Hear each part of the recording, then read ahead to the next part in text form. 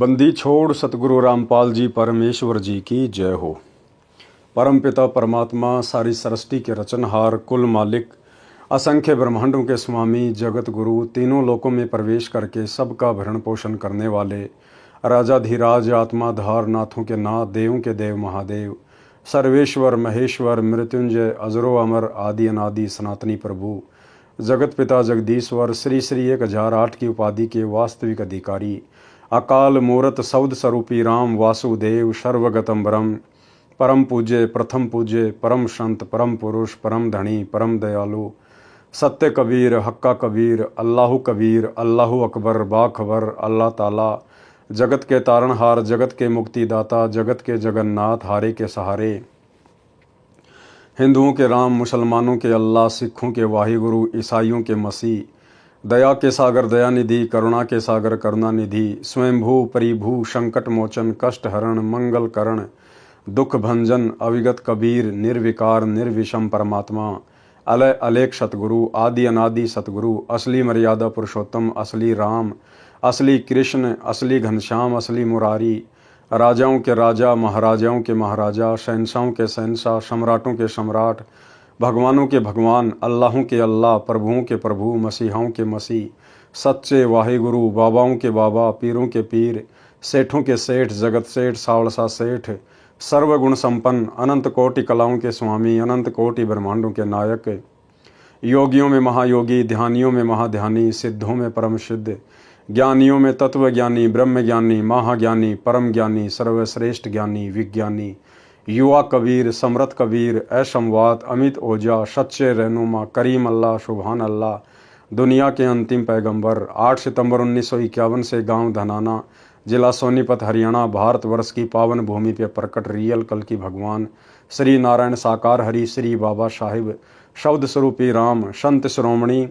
सतगुरु रामपाल जी परमेश्वर जी के चरण कमल में साध संगति से जुड़े हुए देश विदेश से आप और हम सभी सत्सेवक भाई बहनों का अनंत कोटि दंडवत प्रणाम।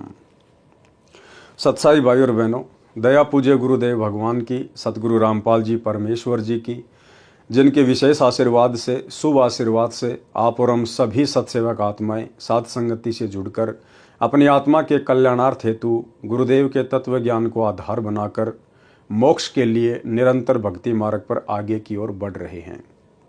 भाई और बहनों, पूज्य गुरुदेव भगवान की विशेष रजा से कृपया से आप और हमें इस कलयुग की बिचली पीढ़ी में ये साध संगति नसीब हुई है।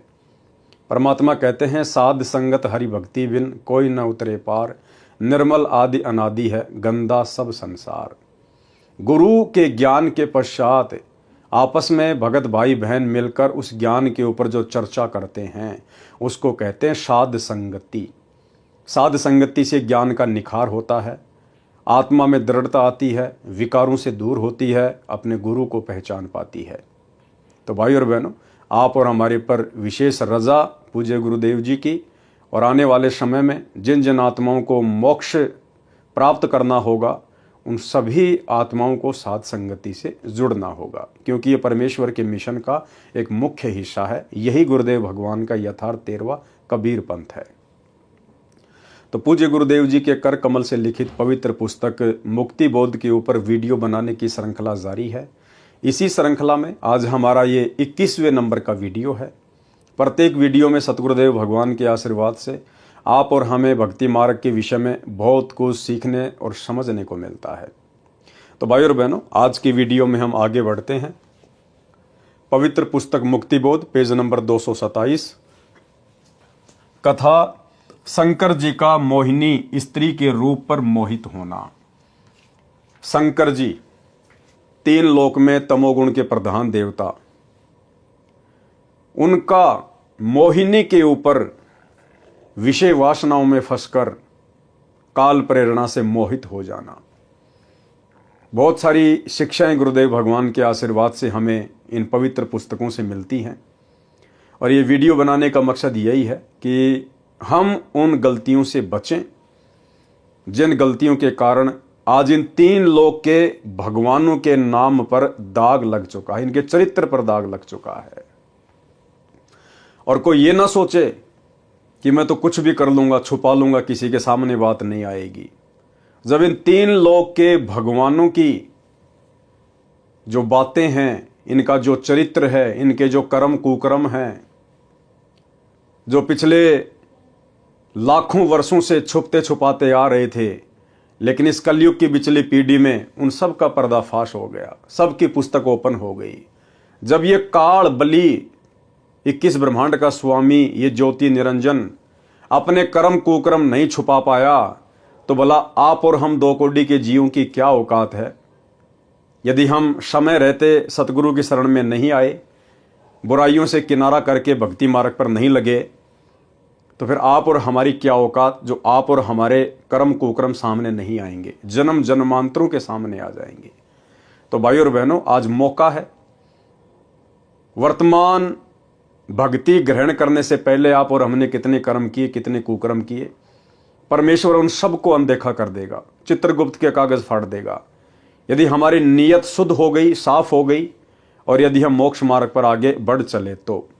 अन्यथा ये कर्म कुकर्म के कागज आज नहीं तो कल, कल नहीं तो परसों, नहीं तो अगले जन्म में, ये भाई और बहनों इसी प्रकार से खुलते रहेंगे और यहाँ की झूठी महिमा में आप और हम फंसते रहेंगे। कथा शंकर जी का मोहिनी स्त्री के रूप पर मोहित होना।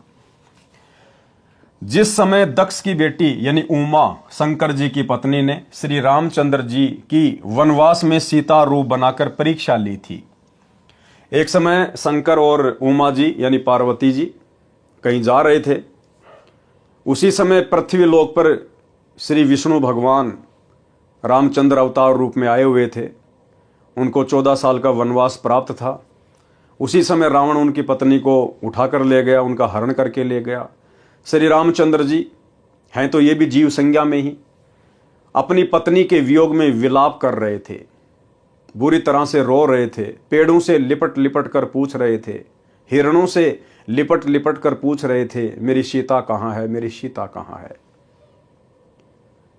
ऊपर से श्री शंकर जी ने उनको प्रणाम किया शीश झुकाकर। तो पार्वती ने कहा कि हे भगवान, आप किसको नमन कर रहे हैं। तो शंकर जी ने कहा कि नीचे भगवान विष्णु जो रामचंद्र रूप में आए हुए हैं उनको नमन कर रहा हूं। तो पार्वती जी को अपने पति की उस बात पर यकीन नहीं हुआ। बोला ये नहीं हो सकता, ये भगवान विष्णु कैसे हो सकता है, नहीं हो सकता, मैं नहीं मानती और मैं तो इसकी परीक्षा लूंगी। तो श्री शंकर जी ने मना कर दिया था कि पार्वती तू परीक्षा मत लेना। पार्वती ने कहा था मैं सीता रूप बना के परीक्षा लूंगी। तो शंकर जी ने कहा था कि सीता मेरी माता तुल्य है, मेरी भाभी है, और यदि तूने उनका रूप बनाकर परीक्षा ले ली तो तू मेरी माता तुल्य हो जाएगी, ये गलती मत करना। लेकिन काल ने तो भाई और बहनों झगड़े करवाने से मतलब है। कुछ समय के उपरांत पीछे से पार्वती ने सीता रूप बनाया, श्री रामचंद्र जी के समक्ष जा खड़ी हुई। जिस समय दक्ष की बेटी यानी उमा, शंकर जी की पत्नी, ने श्री रामचंद्र जी की वनवास में सीता रूप बनाकर परीक्षा ली थी, श्री शिव जी ने ऐसा न करने को कहकर घर से बाहर चले गए थे। सीता जी का अपहरण होने के पश्चात श्री राम जी अपनी पत्नी के वियोग में विलाप कर रहे थे यानी रो रहे थे। तो उनको सामान्य मानव जानकर उमा जी ने शंकर भगवान की उस बात पर विश्वास नहीं हुआ कि ये विष्णु जी ही पृथ्वी पर लीला कर रहे हैं। जब उमा जी सीता जी का रूप बनाकर श्री राम जी के पास गई तो वे बोले, हे दक्ष पुत्री माया, भगवान शंकर को कहां छोड़ाई। इस बात को श्री राम जी के मुख से सुनकर उमा जी लज्जित हुई और अपने निवास पर आ गई। शंकर जी की आत्मा में प्रेरणा हुई कि उमा ने परीक्षा ली है। शंकर जी ने विश्वास के साथ कहा कि परीक्षा ले आई। उमा जी ने कुछ संकोच करके भय के साथ कहा कि परीक्षा नहीं ली अविनाशी। शंकर जी ने सती जी को हृदय से त्याग दिया था, पत्नी वाला कर्म भी बंद कर दिया, बोलना भी बंद कर दिया। तो सती जी अपने घर राजा दक्ष के पास चली गई।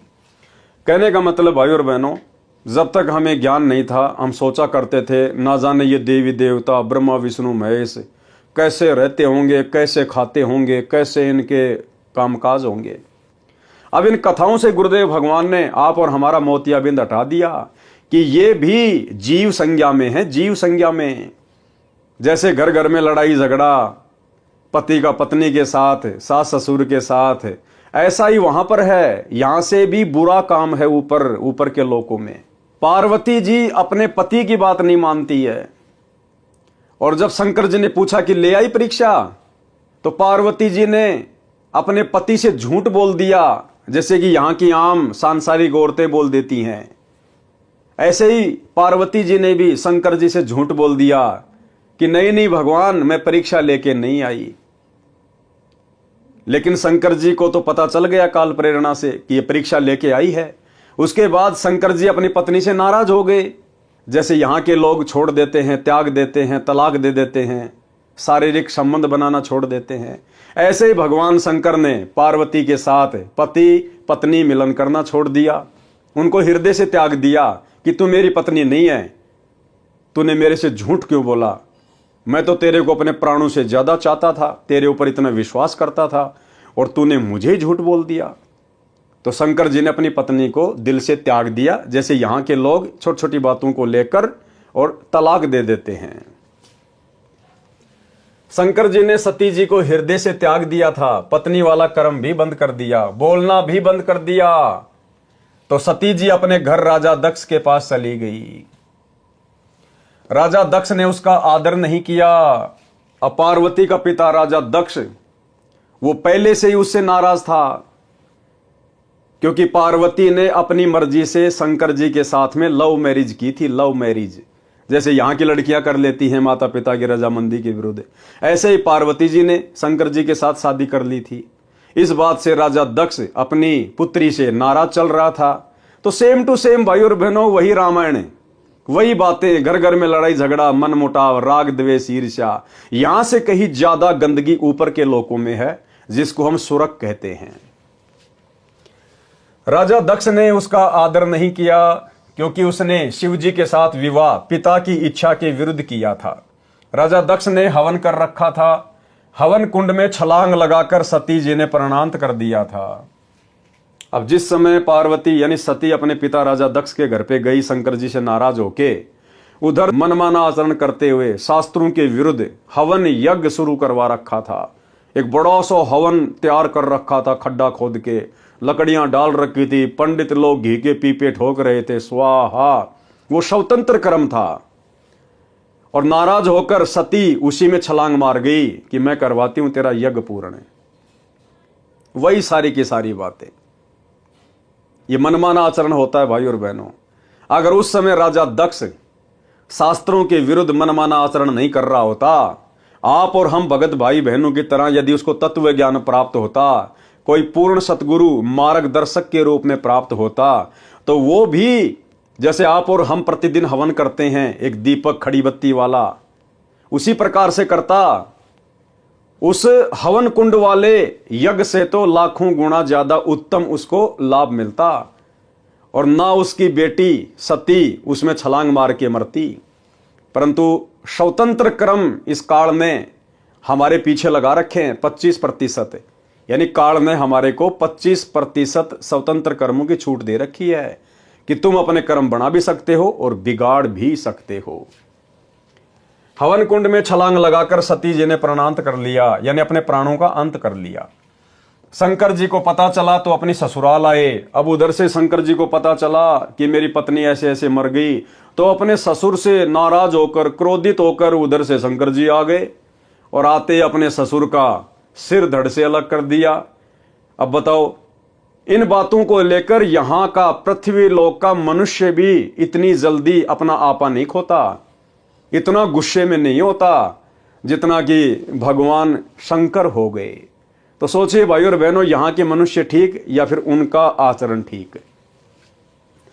शंकर जी को पता चला तो अपनी ससुराल आए, राजा दक्ष का सिर काटा, फिर उस पर बकरे का सिर लगाया, अपनी पत्नी के कंकाल को उठाकर 10,000 वर्ष तक उमा उमा करते हुए पागलों की तरह फिरते रहे। भाई और बहनों, आम समाज में आप देख लीजिए, हम जिस गांव नगर मोहल्ले में रहते हैं, अगर किसी की पत्नी मर जाती है, निधन हो जाता है, वो व्यक्ति चिल्लाता नहीं है, रोता नहीं है। और यहां भगवान शंकर जिनकी भक्ति करके हम मोह माया से दूर होना चाहते हैं, मोक्ष प्राप्त करना चाहते हैं, ये स्वयं काल प्रेरणा से मोह माया में किस कदर लिपटे हुए हैं। शंकर जी अपनी पत्नी के जले हुए उस कंकाल को, शरीर को सीने से लगाकर 10,000 वर्ष तक पागलों की तरह ना कुछ खाया, ना कुछ पिया, ना नहाने धोने पैरने की सुध, पागलों की तरह विचरण करते हुए हाय सती, जैसे बंदरिया का बच्चा मर जाता है, मरे हुए को अपना समझकर मोह माया में अपने सीने से लगाकर चिपका के रखती है। तो इसी प्रकार भगवान शंकर की हालत थी। अब सोचिए भाई और बहनों, इस काल ने सबसे ज्यादा ये गंदगी मोह माया की इन भगवानों को लगा रखी है या हम जीवों को लगा रखी है। आप और हम जीवों के ऊपर दया हो सकती है क्योंकि हम पृथ्वी पर हैं, मनुष्य रूप में हैं। मोक्ष का ये मुक्ति खेत है। इस 21 ब्रह्मांड में केवल पृथ्वी लोक पर ही मोक्ष संभव है, मनुष्य योनि में। इसलिए परमेश्वर ने आप और हमारे ऊपर रजा की हुई है, दया की हुई है। आप और हम इतना मोह माया में नहीं धसे हुए, नहीं फंसे हुए। आप और हम थोड़ा बहुत बुद्धि विवेक का इस्तेमाल कर लेते हैं, हमें समझाने वाले लाख लोग मिल जाते हैं, लेकिन वहां ऐसा नहीं है। आप और हमसे ज्यादा बुरी हालत मोह माया को लेकर, राग द्वेष ईर्ष्या को लेकर, रजोगुण को लेकर, तमोगुण को लेकर, शतोगुण को लेकर इन भगवानों की है, जिन भगवानों की भक्ति करके हम मोक्ष प्राप्त करना चाहते थे। अपनी पत्नी के कंकाल को उठाकर 10,000 वर्ष तक ऊमा ऊमा करते हुए पागलों की तरह फिरते रहे। एक दिन भगवान विष्णु जी ने सुदर्शन चक्र से उस कंकाल को टुकड़े टुकड़े कर दिया। किसने? भगवान विष्णु ने। रियल भगवान विष्णु, कबीर परमात्मा सतगुरु रामपाल जी ने। उस विष्णु ने नहीं, त्रिलोकीय विष्णु ने नहीं, लक्ष्मी के पति ने नहीं। रियल में विष्णु कौन है? अग्ने तनुर असी, विष्णवे तवा सोमस्य तनुर असी, कबीर अंगारी असी, बम्भारी असी, सवर ज्योति रित धामा असी। जो तीनों लोकों में प्रवेश करके सबका पालन पोषण करता है, वो है असली विष्णु। तो सतगुरु रामपाल जी परमेश्वर जी ने, इस कबीर परमात्मा ने विष्णु का रूप धारण करके और उस कंकाल के टुकड़े टुकड़े किए। 52 टुकड़े हो गए जो कहीं कहीं पर गिरे। कितने टुकड़े हुए? 52। जहां पर धड़ गिरा वहां पर वैष्णो देवी मंदिर बना, जहां पर आंखें गिरी वहां पर नैना देवी मंदिर बना, जहां पर जीभ गिरी वहां पर ज्वाला जी का मंदिर बना तथा पर्वत से अग्नि की लपट निकलने लगी। इस प्रकार 52 स्थानों पर यादगार के लिए मंदिर बनाए गए, जो 52 द्वारे कहे जाते हैं। अब देखो भाई और बहनों, दोनों शक्तियां परस्पर बराबर अपना काम करती हैं, काल और दयाल। काल का भी सहयोग होता है हर घटना में, और सूक्ष्म रूप में इस कबीर परमात्मा सतगुरु रामपाल जी भगवान का भी उसमें सहयोग होता है। भाई और बहनों, काल ने तो यह सोचकर इस घटना को अंजाम दिलवाया था कि मैं अपने पुत्र विष्णु में प्रेरणा करके और उस सती के कंकाल के टुकड़े करवा के 52 जगह पे अलग अलग फिकवा दूंगा और अलग अलग वहां पे द्वारे बनवा दूंगा, पूजा स्थल बनवा दूंगा, यादगारें बनवा दूंगा, और मैं इन दुनिया वालों को इस पाखंड पूजा में उलझा दूंगा। कोई वैष्णो देवी जाएगा, कोई नैना देवी जाएगा, कोई कहीं जाएगा, और ये दुनिया इस पाखंड पूजा में इस कदर उलझी रहेगी कि जब वो पूर्ण परमात्मा आएगा इस पृथ्वी पर कलयुग की बिचली पीढ़ी में, तो कोई भी उसकी बात को ना माने और ये दुनिया इन पाखंडों वाली जगहों पर धक्के खाते रहे।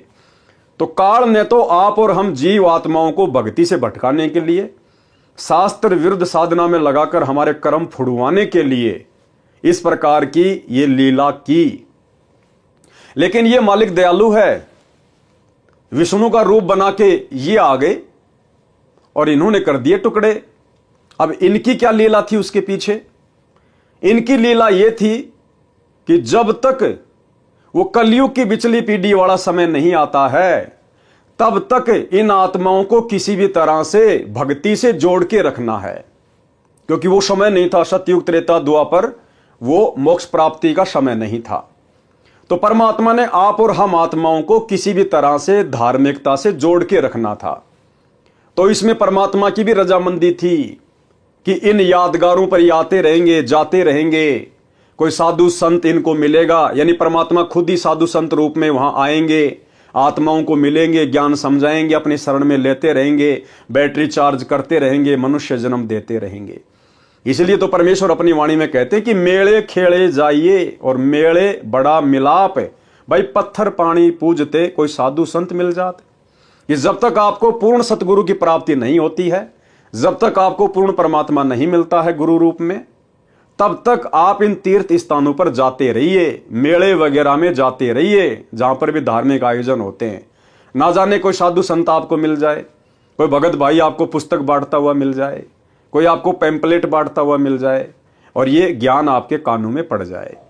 तो भाई और बहनों, इस प्रकार से इन दोनों शक्तियों का खेल जब से 21 ब्रह्मांड की रचना हुई है, तब से इसी प्रकार चल रहा है। काल हमें उलझाता है और सतगुरु हमें उसी की चाल से अपना दाव खेलकर सुलझाता है।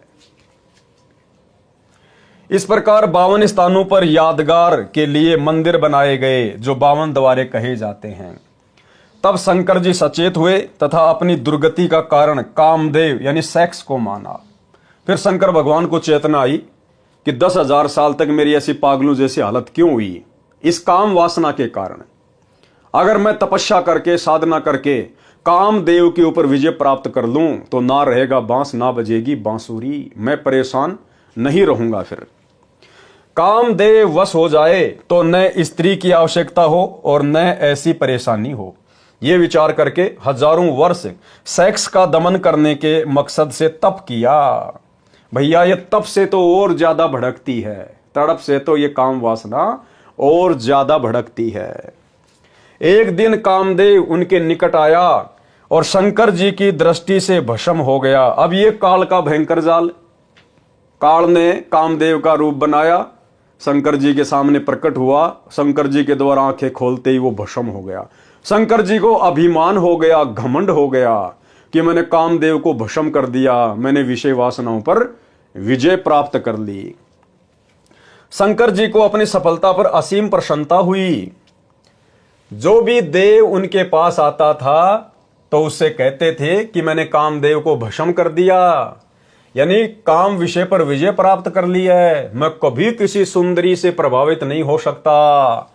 अन्य जो विवाह किए हुए हैं वे ऊपर से सुखी नजर आते हैं, अंदर से महादुखी रहते हैं। उनको सदा अपनी पत्नी की रखवाली, समय पर घर पर न आने से डांटे खाना आदि आदि परेशानियां सदा बनी रहती है। मैंने ये दुख निकट से देखा है। अब न रहेगा बांस, न बजेगी बांसुरी। क्या कह रहे हैं भगवान शंकर, जिनको हम भगवान मानते हैं, परमात्मा मानते हैं? क्या कह रहे हैं कि मेरे साथ ये घटनाएं घट चुकी है। जब मैं घर पर समय पर नहीं जाता था, लेट सेट हो जाता था, तो पार्वती मुझे डांट मारा करती थी, मुझे डांटा करती थी। कहां था, क्यों नहीं आया 2 दिन, इतना लेट क्यों हो गया, क्या मजाक बना रखा है। जैसे हम यहां पर लड़ाई झगड़े कर लेते हैं आपस में पति पत्नी। देखो खुद कह रहे हैं, क्या कहा, अंदर से मां दुखी रहते हैं, उनको सदा अपनी पत्नी की रखवाली करनी पड़ती है, और समय पर घर पर न आने से डांटे खाना आदि आदि परेशानियां सदा बनी रहती है। और क्या कह रहे भगवान शंकर, मैंने ये दुख निकट से देखा है, यानी मैंने भोगा है ये सब कुछ, मैंने डांटे खाई है। अब न रहेगा बांस, न बजेगी बांसुरी। तो भाई और बहनों, शिक्षा हमने भी लेनी है, और शिक्षा ये है कि भगवान शंकर ने तप किया, बहुत अच्छी बात है, लेकिन अभिमान नहीं होना चाहिए।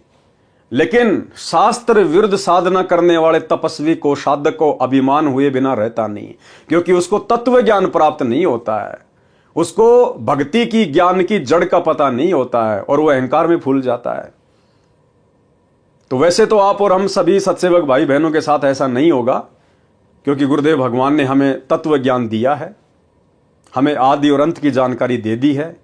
फिर भी जानकारी होना बहुत जरूरी है, क्योंकि वर्तमान में परमेश्वर ने साथ संगति से जोड़कर ये विशेष रजा, विशेष मेहर, विषय वासनाओं से दूर करने की आप और हम चंद आत्माओं के ऊपर बख्शी है। हम सत्सेवक भाई बहनों के संबंध आपस में जो पहले पति पत्नी के थे, अब भाई बहन में तब्दील होते जा रहे, ज्ञान आधार से, एक दूसरे की रजामंदी से। तो हमारे मन में किसी भी प्रकार का अहंकार ना आ जाए। अगर अंश मात्र भी अहंकार आ गया मन में भी कि मैंने विषय वासनाओं पर विजय प्राप्त कर ली, मन में बहुत ज्यादा प्रसन्नता हो रही है। हाँ, इस बात को लेकर तो प्रसन्नता हो सकती है कि भगवान आपने दया बख्शी, गुरुदेव, हे मालिक मेरा पीछा छुड़वा दिया परमात्मा। पहले मैं बहुत दुखी रहता था मालिक, गंदगी अंदर भरी रहती थी, भक्ति सही से नहीं हो पा रही थी, मेरे भाव नहीं बन पा रहे थे परमात्मा। और जब से आपने दया बख्शी है पूज्य गुरुदेव, हे मालिक मुझे असीम प्रसन्नता है। मालिक मेरी बहुत अच्छी भक्ति चल रही है आपके आशीर्वाद से। यानी बीच में हमने परमात्मा को ही रखना है, क्योंकि गुरुदेव भगवान के आशीर्वाद बिना, इस सत भक्ति बिना, इस पूर्ण परमात्मा सतगुरु रामपाल जी भगवान के आशीर्वाद बिना, इनकी दया दृष्टि कृपा दृष्टि बिना, भाई और बहनों, इस विषय वासना के ऊपर कोई कंट्रोल कर लेगा, इस 21 ब्रह्मांड में कोई सोच भी नहीं सकता। शंकर जी का उदाहरण आप लोगों के सामने है, तो फिर आप और हम हैं क्या शंकर जी के सामने? जब उनको काल ने ठग लिया और आज हमें परमात्मा सहज में सफलता दिला रहे हैं, तो ये सफलता आप और हमारी किसी उपलब्धि का नतीजा नहीं है ना, गुरुदेव भगवान का आशीर्वाद है। परमात्मा ने रजा बख्शी है, परमात्मा ने कंट्रोल किया है। हम जीव हैं, हम कुछ नहीं कर सकते, हम तो रिमोट से चलने वाले प्राणी हैं। रिमोट अगर काल के हाथ लग गया तो वो डांस कराएगा, रिमोट अगर सतगुरु के हाथ में आ गया तो ये सतभक्ति करवाएगा। तो अगर हम किसी भी प्रकार की विषय वासनाओं से, बुराइयों से दूर हो रहे हैं, हमारे अंदर जो मलिनता, जो मैल जमा था, यदि वो धीरे धीरे हट रहा है, साफ हो रहा है, तो इसमें आप और हमारा कोई श्रेय नहीं है। सौपन में भी मत सोच लेना कभी कि मैं तो सुबह 4 बजे उठ के भक्ति करता हूं, मंत्र करता हूं, आरती करता हूं, मैं तो हर प्रकार से मर्यादा में हूं, इसलिए मैं कंट्रोल कर पा रहा हूं। नहीं भैया, आप चाहे लाख माला करते हो रोजाना, आप चाहे रात को 12 बजे अपना नित्य नियम पूरा कर लेते हो, उसके बावजूद भी आपकी अपनी कोई उपलब्धि नहीं है, आपका कोई श्रेय नहीं है। ये तो सतगुरु जिस पे दया करेगा वही आत्मा इन विषय विकारों से दूर हो सकती है। तो जो जो भाई बहन विषय विकारों से दूर हैं, गुरुदेव के आशीर्वाद से, सौपन में भी कभी घमंड अपने अंदर पैदा मत कर लेना। हाँ, दूसरों को समझाने के लिए लाख बार चर्चा करो कि भैया गुरुदेव के ज्ञान आधार से आप विचार करो, बड़ी मुश्किल से हमें ये कलयुग की पिछली पीढ़ी का समय प्राप्त हुआ है, भगवान ने हमें पैदा किया है, विशेष संयोग बनाया गुरुदेव ने। और भाई भक्ति मार्ग में विषय वासना बाधक हैं, परमात्मा की हजारों वाणियां संकेत कर रही हैं। तो भाई इन चीज़ों से हटने का प्रयास करो, गुरुदेव से बारंबार प्रार्थना करो, विनती करो, थोड़ी बहुत हिम्मत तुम भी लेके आओ ज्ञान से अपने अंदर। और इनसे दूर हुए बिना हमारी भक्ति सफल नहीं हो सकती। भग भोग्या भगूप जय, भग से बचा न कोई, जो कोई भग से बचे भगत कहावे सोई। तो हम एक दूसरे को समझा तो सकते हैं, लेकिन हमने विजय प्राप्त कर ली, इसका गुणगान नहीं करना, इसका बखान नहीं करना। अगर बताना भी पड़ जाए तो गुरुदेव को बीच में डाल के कि भाई देखो, दास भी पहले इन्हीं विषय विकारों में धसा हुआ था, और भाई गुरुदेव की रजा हुई, बहुत विशेष मेहर हुई पूज्य गुरुदेव की, परमात्मा ने दास के ऊपर रजा बख्शी, मेहर बख्शी, दास को मालिक ने दूर किया। इस प्रकार से हमने अपनी बातों को दूसरे के सामने रखना है, अहंकार वश नहीं। काल ब्रह्म को चिंता बनी कि यदि सब इस प्रकार स्त्री से घृणा करेंगे तो संसार का अंत हो जाएगा, मेरे लिए 1 लाख मानव का आहार कहां से आएगा। ठीक इसी प्रकार वर्तमान में ये काल, क्योंकि मन इसका एजेंट है, सारी ईमेल, सारे समाचार, सारे मैसेज, हमारे जीवन में जो भी कुछ घटित हो रहा है, ये उसका फैक्स भेजता रहता है काल को कि ये आत्माएं तेरे जाल से बाहर निकलने का प्रयास कर रही है, भाई देख लेना, मैंने तो तेरे को मैसेज दे दिया है। तो ये काल हर प्रकार से भाई और बहनों हमें उसी गंदगी में धकेलने का प्रयास करेगा। हम जिन जिन बुराइयों से दूर हटते जाएंगे गुरुदेव के आशीर्वाद से, काल जबरदस्ती उन्हीं बुराइयों को हमारे सामने पेश करेगा, ना चाहते हुए भी ऐसे ऐसे सीन दिखा देगा। मोबाइल में हम तो सत्संग सुनने के लिए ओपन करेंगे, अचानक से ऐड आ जाएगा, अर्धनगर लड़कियां डांस कर रही हैं। हम कहीं बाहर मार्केट में जा रहे हैं, अचानक से मैं माता बहनों का कोई ऐसा सीन दिखा देगा, कोई बेचारी बाथरूम करने के लिए बैठी है, अचानक से हमारी नजर जाएगी ना चाहते हुए भी। तो ये जबरदस्ती काल हमारे सामने इस प्रकार के दृष्टांत पेश करेगा, क्योंकि ये चाहता कि वापस इसके अंदर वही मैल आ जाए। लेकिन अब गुरुदेव ने हमें वो ज्ञान दे दिया, वो तत्व ज्ञान दे दिया, मूल ज्ञान दे दिया। पहली नजर तो हमारी कहीं भी जा सकती है, उसमें हमारा दोष नहीं है। लेकिन अगर हमें पता चल गया कि ये जो नजर गई है ये गलत जगह पे गई है, हमने दोबारा अपनी तरफ से नजर वहां नहीं दौड़ानी। अगर हमने फिर से नजर वहीं पे टिका दी तो फिर भाई और बहनों वो शैतान की नजर है। कहते हैं पहली नजर इंसान की, दूसरी नजर शैतान की। तो हमने फिर उन चीजों को अनदेखा कर देना है कि भैया ये काल प्रेरणा है। गुरुदेव ने सत्संगों में यही तो बताया, यही तो समझाया। ये जबरदस्ती हमारे सामने इस प्रकार के दृश्य पेश करेगा हमें विचलित करने के लिए। लेकिन तुरंत हमने अपना सुमरण शुरू कर देना है या भगवान का अपना कोई सत्संग शुरू कर देना है। हमने भक्ति से जुड़े रहना है, तभी हमारा बचाव होगा। काल ब्रह्म को चिंता बनी कि यदि सब इस प्रकार स्त्री से गणना करेंगे तो संसार का अंत हो जाएगा। मेरे लिए 1 लाख मानव का आहार कहां से आएगा। इसको चिंता इस बात की नहीं है कि संसार का अंत हो जाएगा, नहीं, इसको चिंता यह है कि संसार का अंत हो जाएगा, यानी बच्चे पैदा करना लोग छोड़ देंगे, तो फिर मेरे लिए प्रतिदिन 1 लाख वो सूक्ष्म शरीर कहां आएंगे। क्योंकि इसको तो श्राप लगा हुआ ना, प्रतिदिन 1 लाख सूक्ष्म शरीर की वासना तपतशिला पर निचोड़ निचोड़ के पीने का, खाने का।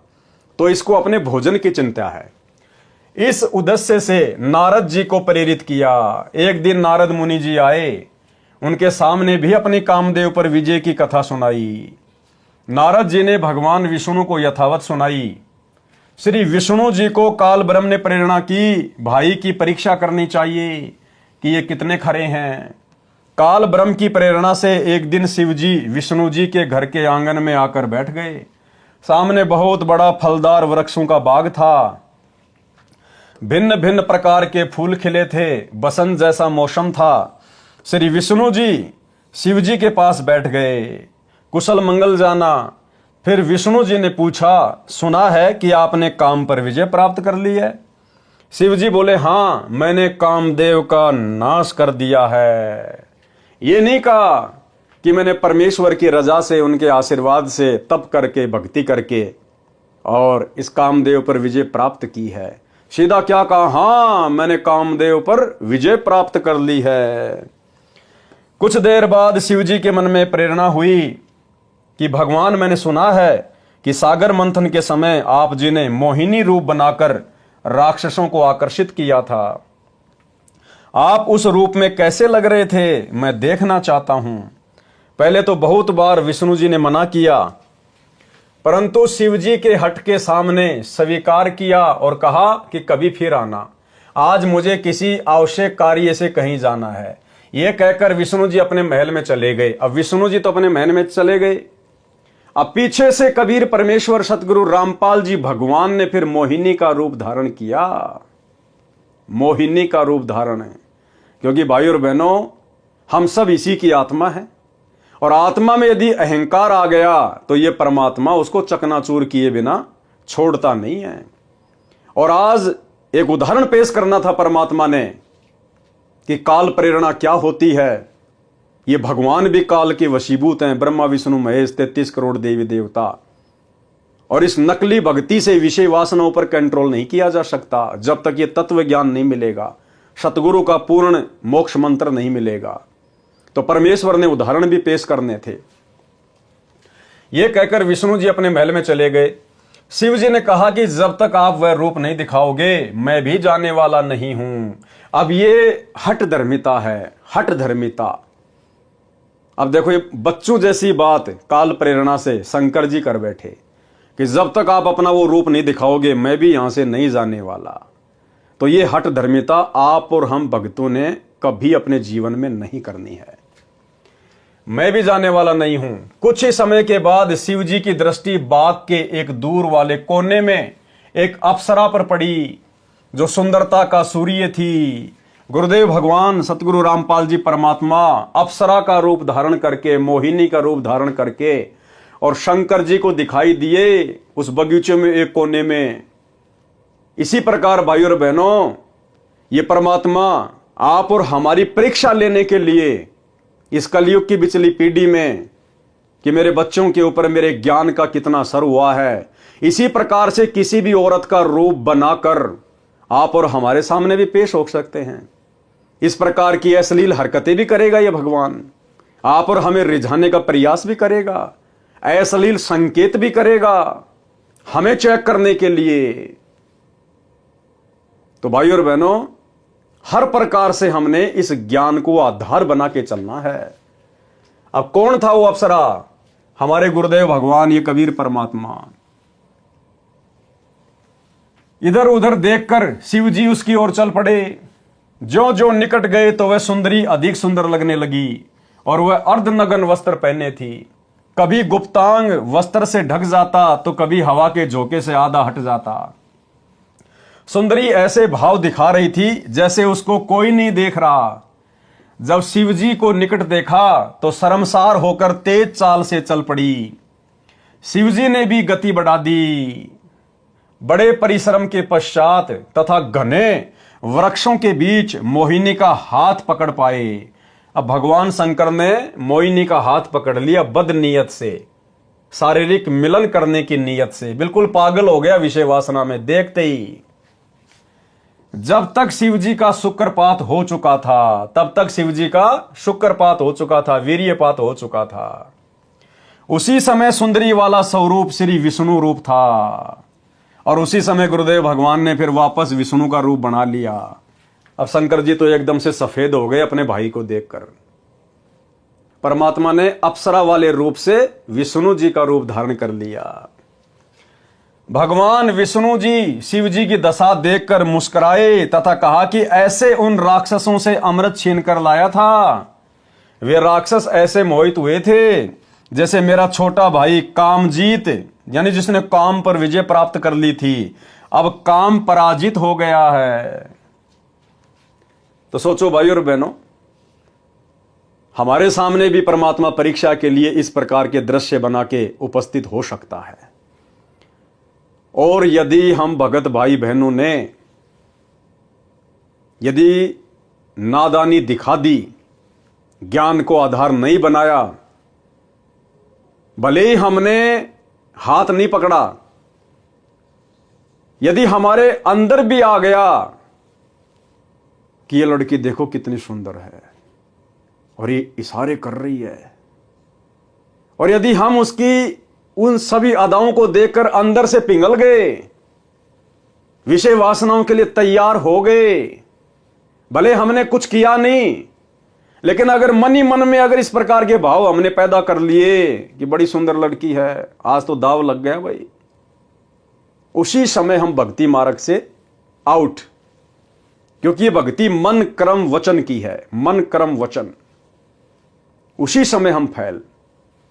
और सोचो यदि मेरे जैसे किसी नालायक ने अगर किसी बहन बेटी का इस प्रकार से उसकी अश्लील अदाओं पर मोहित होकर अगर हाथ पकड़ लिया, हाथ तो पकड़ लिया, और उसी समय यदि गुरुदेव प्रकट हो गए अपने वास्तविक रूप में, फिर आत्महत्या के अलावा दूसरा कोई फिर हमारे पास में जरिया नहीं होगा, आत्महत्या के अलावा। क्योंकि फिर जी नहीं पाएंगे, इस शरीर से मोक्ष नहीं हो पाएगा। फिर अर्जुन सर्जुन के चराएं, चाहे कितना रोलें, कितना धोलें, कितने आंसू बहा लें, कितनी मिन्नत कर लें, फिर हमारा इस जन्म में मोक्ष नहीं है। सोचिए फिर हमारी हालत क्या होगी।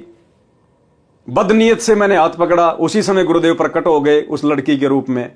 अब सोचिए मैं कैसे नजर मिला पाऊंगा उस परमात्मा से, जब तक जीऊंगा तब तक ये जन्म मेरा बर्बाद है। तो भाइयों और बहनों, कुछ भी हो, कैसी भी परिस्थिति हो, ये संदेशा हम सब के लिए है। दास कोई आदेश नहीं दे रहा, दास तो आपको दिखा रहा है। परमात्मा यही तो चाहते हैं कि मेरे बच्चे इन पुस्तकों से निष्कर्ष निकालें, और अगर इस प्रकार के नौबत यदि काल पैदा कर दे या सतगुरु भगत की परीक्षा के लिए पैदा कर दे, तो भगत ने नीची गर्दन कर लेनी है, अपना सुमरण शुरू कर देना है। उसके तुरंत बाद फिर परमात्मा प्रेरणा कर देगा, तत्व ज्ञान दीवार की तरह खड़ा हो जाएगा कि तू क्या देख रहा मेरे भाई इसको। परमात्मा कहते हैं इंद्र दा राज कागदा भिष्टा ना भोगा इंद्राणी नु। सतलोक जाने की हम बातें कर रहे हैं और कह रहे हैं कि इंद्र की इंद्राणी जो सबसे सुंदर है, हम तो उसको भी ठोकर मारते हैं। और यहां इस हाड़ मास के पुतले के ऊपर, टट्टी पेशाब के कोथड़े के ऊपर तू मोहित हो रहा है। अरे याद कर अपने भगत भाई बहनों को, अब्राहिम सुल्तान को 16,000 औरतें थी, एक से एक नवेली, उनको त्याग दिया, ठोकर मार दी, वैराग्य हो गया। उसका उदाहरण देते हैं गुरुदेव। और उसके वैराग्य को देखकर देवताओं में भी ऊपर हल्ला बोल मच गया। गुरुदेव भगवान कहते हैं भया शपथ पूरी पैसा का सुल्तानी मार्ग बाका। ऊपर शाका मच गया देवताओं में कि भैया इब्राहिम सुल्तान का मार्ग टेढ़ा है, इतना वैराग्य, इतना त्याग भाई नहीं कर सकते। तो भाई और बहनों, हमें तो परमात्मा ने विश्वास करके और कलयुग की बिचली पीढ़ी में पैदा किया है, जिस समय काल का सबसे ज्यादा दबाव होता है। तो सोचिए, हमने तो इब्राहिम सुल्तान जो पूर्व में हमारे गुरु भाई रह चुके हैं, हमने तो उन आत्माओं से भी अधिक दृढ़ता दिखानी पड़ेगी इस मार्ग पर, दृढ़ता। और भी कुछ नहीं कर सकते। और यदि ऐसा कोई धर्म संकट वाला समय आ जाए तो नीची गर्दन करके आगे बढ़ जाओ, अपने गुरुजी को याद करते हुए। 2-4-5 मिनट के बाद गुरुजी संभाल लेंगे, वापस वो काल प्रेरणा फिर धीरे धीरे समाप्त हो जाएगी। और अचानक से ये काल प्रेरणा उन्हीं आत्माओं में होती है जो अभी भक्ति पे पूरी तरह से दृढ़ नहीं है। वो इतने सुमरण नहीं कर पाते, इतनी भक्ति नहीं कर पाते जितनी परमात्मा हमसे करवाना चाहते हैं, क्योंकि भक्ति से ही सब कुछ होगा। परमात्मा कहते हैं जप तप संयम साधना सब सुमरण के माही, और कबीरा जाने राम जन सुमरण कछु नाही। तो भक्ति से ही धीरे धीरे हर प्रकार की बुराइयों के ऊपर परमात्मा विजय प्राप्त करवाएगा। तो कहने का मतलब है हमने अलर्ट रहना है, अलर्ट। भगवान विष्णु जी शिव जी की दशा देखकर मुस्कुराए तथा कहा कि ऐसे उन राक्षसों से अमृत छीन कर लाया था। वे राक्षस ऐसे मोहित हुए थे जैसे मेरा छोटा भाई कामजीत अब काम पराजित हो गया। शिवजी ने उसके पश्चात हिमालय राजा की बेटी पार्वती से अंतिम बार विवाह किया। पार्वती वाली आत्मा वही है जो सती जी थी। पार्वती रूप में अमरनाथ स्थान पर अमर मंत्र शिवजी से प्राप्त करके कुछ समय के लिए अमर हुई। इस प्रकार वाणी में कहा है कि शंकर जी की समाधि तो अडिग यानी न डिगने वाली थी, जैसा पौराणिक मानते हैं। वह भी मोहे गए यानी काल के द्वारा छले गए, माया के वश हो गए। वाणी नंबर 140 में बताया है कि भगवान शिव की पत्नी पार्वती तीनों लोकों में सबसे सुंदर स्त्रियों में से एक है। शिव राजा ऐसी सुंदर पत्नी को छोड़कर मोहिनी स्त्री के पीछे चल पड़े। पहले 88,000 वर्ष तप किया, फिर लाख वर्ष तक तप किया सेक्स पर विजय पाने के लिए, और भ्रम भी था कि मैंने काम जीत लिया, लेकिन फिर हार गया।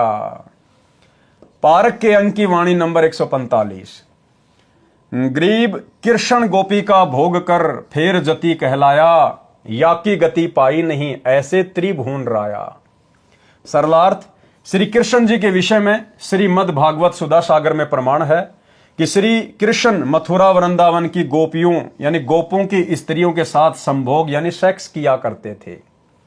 वे फिर भी जति कहलाए।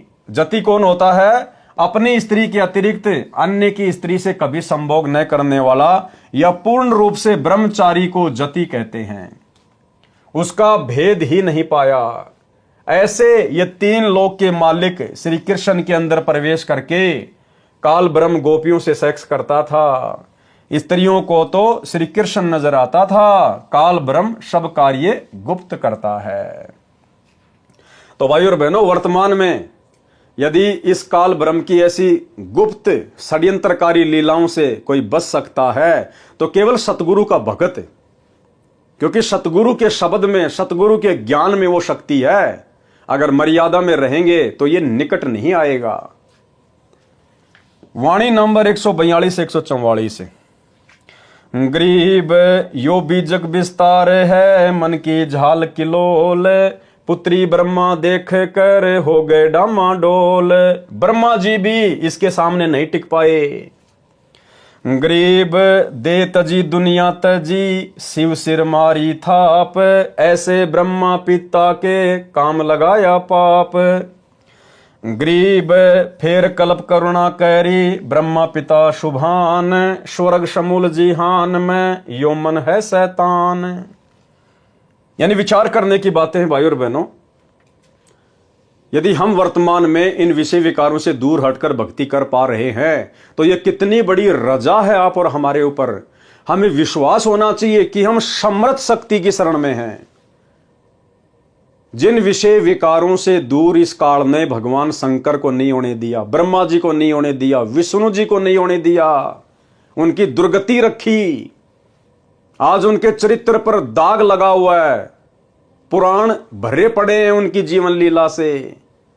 और आप और हम इस कलयुग की बिचली पीढ़ी में जिस समय विषय विकारों की वैसे यहां पर आग लगी हुई है, और उस आग में यदि हमें बर्फ जैसी शीतलता प्राप्त हो रही है तो हम भगतों की औकात नहीं, हम जीवों की औकात नहीं है। परमात्मा कहते सिर पर साईं सत्य है, फिर तोकू क्या भय रे। ये समर्थ साई सतगुरु रामपाल जी भगवान, अगर इनका साथ आप और हमारे साथ ना हो, चाहे आप संकल्प दीक्षा में हो, चाहे आपने मंत्र दीक्षा ले रखी है, और यदि आप विषय वासनाओं से दूर होकर भाई बहन के रिश्ते कायम करके यदि आप भक्ति कर पा रहे हैं, तो भाई और बहनों ये भूल मत कर देना कि मैंने ज्ञान को समझकर या मेरे कोई पिछले संस्कार मजबूत हैं जिस कारण से मैं विषय विकारों से दूर होकर भक्ति कर रहा हूं। देखो, आप चाहे संकल्प में है चाहे नाम दीक्षा में है, परमात्मा कहते हैं जिस दिन ये आत्मा इस ज्ञान को समझकर और सतगुरु को अपना बाप मान लेती है, अपना पिता मान लेती है, अन्य आन उपासना छोड़ देती है, उसी समय ये परमात्मा उस आत्मा को काल के जाल से बाहर निकालकर अपने पाड़े में खड़ा कर लेता है, भले किसी कारण से उसको नाम दीक्षा भी प्राप्त नहीं है। तो ये नहीं सोचना चाहिए कि मैंने तो संकल्प कर रखा है, मेरे ऊपर तो गुरु जी की दया नहीं होगी। अगर गुरु जी की दया नहीं हो तो आप संकल्प ले ही नहीं सकते, और ले लिया तो आप 1 महीने से ज्यादा उसको निभा नहीं सकते। और उसके बावजूद भी यदि परमेश्वर ने हमारे ऊपर इतनी बड़ी दया कर रखी विषय वासनाओं को लेकर, अन्य नियम मर्यादाओं को लेकर, तो सतगुरु जी ने हमें अपने हाथों पे उठा रखा, हाथों पे। हाँ, अपने गलती से नीचे गिरेंगे तो भाई फिर तो देखो काल तैयार बैठा कुत्ते की तरह पिंडी पाड़ने के लिए। सरलार्थ, एक समय ब्रह्मा जी देवताओं तथा ऋषियों को वेद ज्ञान समझा रहे थे, मन तथा इंद्रियों पर संयम रखने पर जोर दे रहे थे। ब्रह्मा जी की बेटी सरस्वती पति चुनने के लिए अपने पिता की सभा में गई, जिसमें युवा देवता तथा ऋषि विराजमान थे। उनको आकर्षित करने के लिए सब श्रृंगार करके सज धज कर गई थी। अब देखो, ब्रह्मा जी की पुत्री का भी मनमाना आचरण, स्वतंत्र कर्म। और भाई और बहनों, कोई भी आत्मा 21 ब्रह्मांड में यदि स्वतंत्र कर्मों का नाजायज दुरुपयोग करेगी तो उसको सजा भोगनी पड़ेगी। खुद के कर्म फूटेंगे, साथ में दूसरे की फुड़वाएगी। अब यदि ब्रह्मा जी की पुत्री सरस्वती यह शास्त्र विरुद्ध मनमाना आचरण, सजना धजना, 16 प्रकार के श्रृंगार करना, पर पुरुषों को आकर्षित करने के लिए, रिझाने के लिए, अगर वो इस प्रकार से ये ढोंग पाखंड करके सभा में ना जाती तो बेचारे ब्रह्मा जी भी अपने कर्म फुड़वाने से, अपने चरित्र पर दाग लगवाने से बच जाते। लेकिन सरस्वती का मनमाना आचरण, स्वतंत्र कर्मों का नाजायज दुरुपयोग, साथ में अपने पिता की भी जग में बदनामी करवा दी। अपनी पुत्री की सुंदरता देखकर काम यानी सेक्स के वश होकर, संयम खोकर, विवेक का नाश करके अपनी बेटी से संभोग यानी सेक्स करने को उतारू हो गया था। अब बताओ, इस काल ने ब्रह्मा जी को नहीं छोड़ा, यानी इस पृथ्वी लोक की, स्वर्ग लोक की और ये पाताल लोक की सृष्टि ब्रह्मा जी से शुरू करवाई है काल ने। यानी ब्रह्मा जी को तीनों लोकों का प्रजापति कहा जाता है। अब जब यहां के प्रजापति की, ब्रह्मा जी की ये हालत है, दूसरों को उपदेश दे रहा है, वेद पढ़ा रहा है, और भरी सभा में काल प्रेरित हो गया, काम प्रेरित हो गया, और सभी देवताओं के सामने अपनी ही बेटी की पीछे से बांध भर ली सेक्स करने के लिए। तो भाई और बहनों, आप और हम दो कोटि के जीवों को भला ये कैसे छोड़ सकता है काल। लेकिन यदि वर्तमान में हम इसकी पहुंच से दूर हैं तो इसमें हमारा कोई श्रेय नहीं है। पूज्य गुरुदेव भगवान की रजा, इनकी दया, इनकी मेहर है। ब्रह्मा पाप के भागी बने, मन तो कबीर परमात्मा की भक्ति तथा तत्व ज्ञान से काबू में आता है। मन यानी काल कैसे आता है काबू में? मन तो कबीर परमात्मा की भक्ति। तो आज हम भक्ति किसकी कर रहे हैं? अपने गुरुजी की। तो गुरुजी कौन हुए? कबीर परमात्मा। मन तो कबीर परमात्मा की भक्ति तथा तत्व ज्ञान से काबू में आता है। आज तत्व ज्ञान कौन दे रहा है? गुरुदेव भगवान। तो कौन हुए हमारे गुरुदेव? स्वयं कबीर परमात्मा। वाणी नंबर 146। गरीब बाण लगाया बालिया, प्रभास क्षेत्र के माही, सूक्ष्म देही सुरग गए, यहां कुछ बिछरिया नाही। सरलार्थ, श्री कृष्ण जी के पैर में बालिया नामक शिकारी ने तीर मारा। श्री कृष्ण जी की मृत्यु हो गई, परंतु सूक्ष्म शरीर सहित स्वर्ग चला गया। वाणी नंबर 147 से 149। गरीब दुर्वासा कोपे तहां, समझ न आई नीच, 56 कोटि यादव कटे, मची रुधिर की कीच। गरीब गुद्दड़ गर्भ बनाए कर, कीनी बहुत मजाक, डरिए साईं संत से, सुखदेव बोले शाख।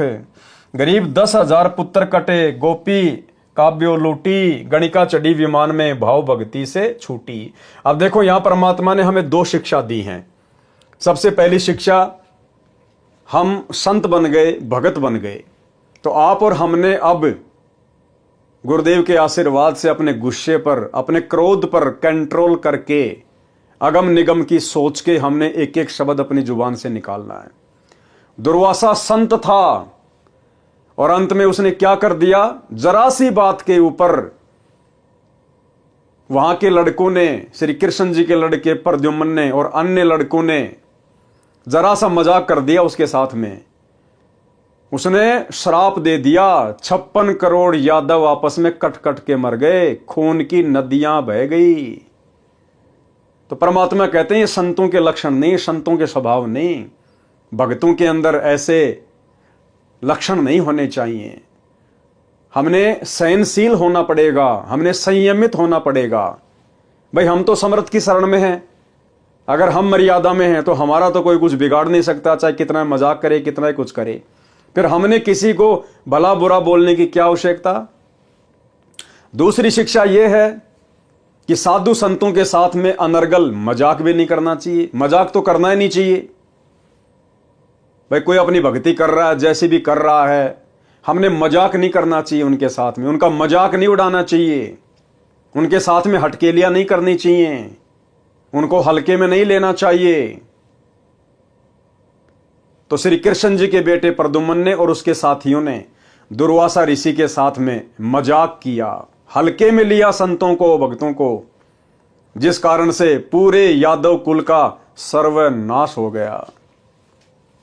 सरलार्थ, एक समय दुर्वासा ऋषि द्वारिका नगरी के पास वन में आकर ठहरा, धूणा अग्नि लगाकर तपस्या करने लगा। दुर्वासा ऋषि श्री कृष्ण जी के आध्यात्मिक गुरु थे। ऋषि संदीपनी जी श्री कृष्ण जी के अक्षर ज्ञान करवाने वाले शिक्षक यानी गुरु थे। श्री कृष्ण जी के 2 गुरु थे, एक संदीपनी और एक दुर्वासा जी।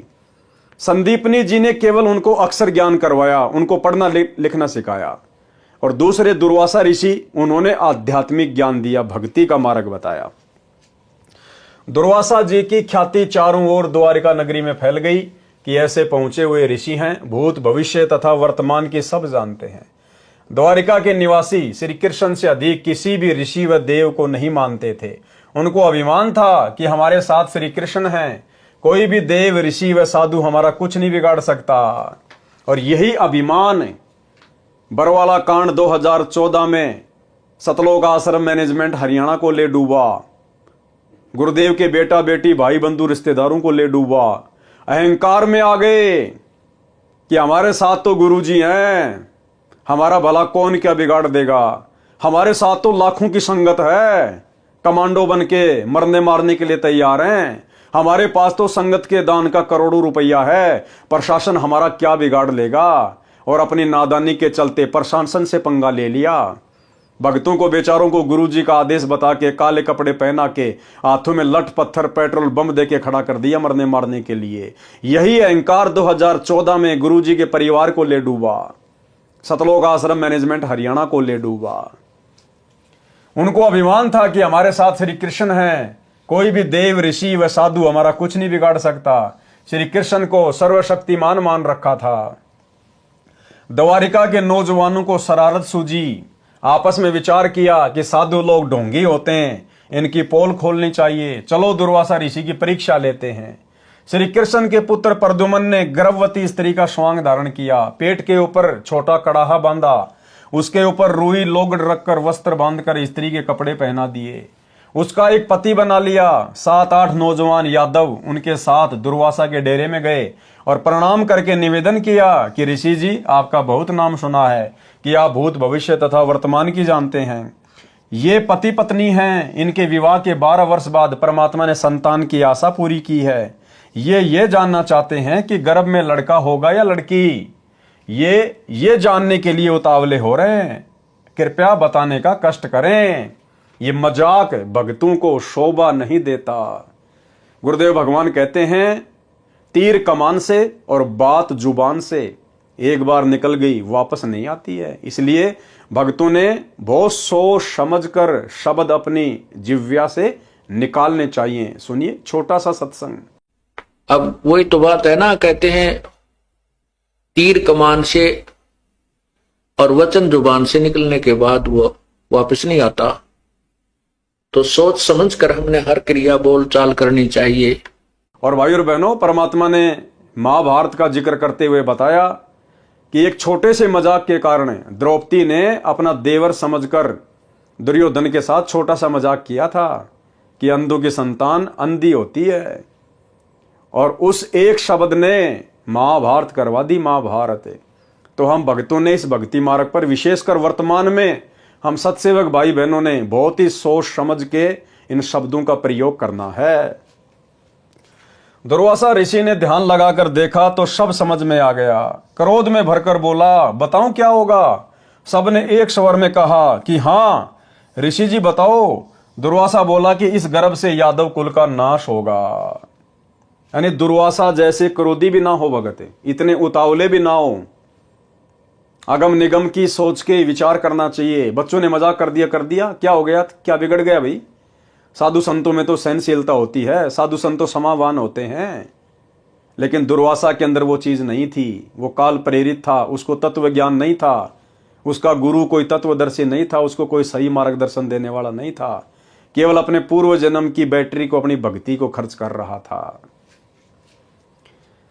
दुर्वासा बोला कि इस गर्भ से यादव कुल का नाश होगा, चले जाओ यहां से। सब भाग लिए। गांव में बुद्धिमान बुजुर्गों को पता चला कि बच्चों ने ऋषि दुर्वासा के साथ मजाक कर दिया। ऋषि ने यादव कुल का नाश होने का श्राप दे दिया है, जुल्म हो गया, सब मरेंगे, अब क्या उपाय किया जाए।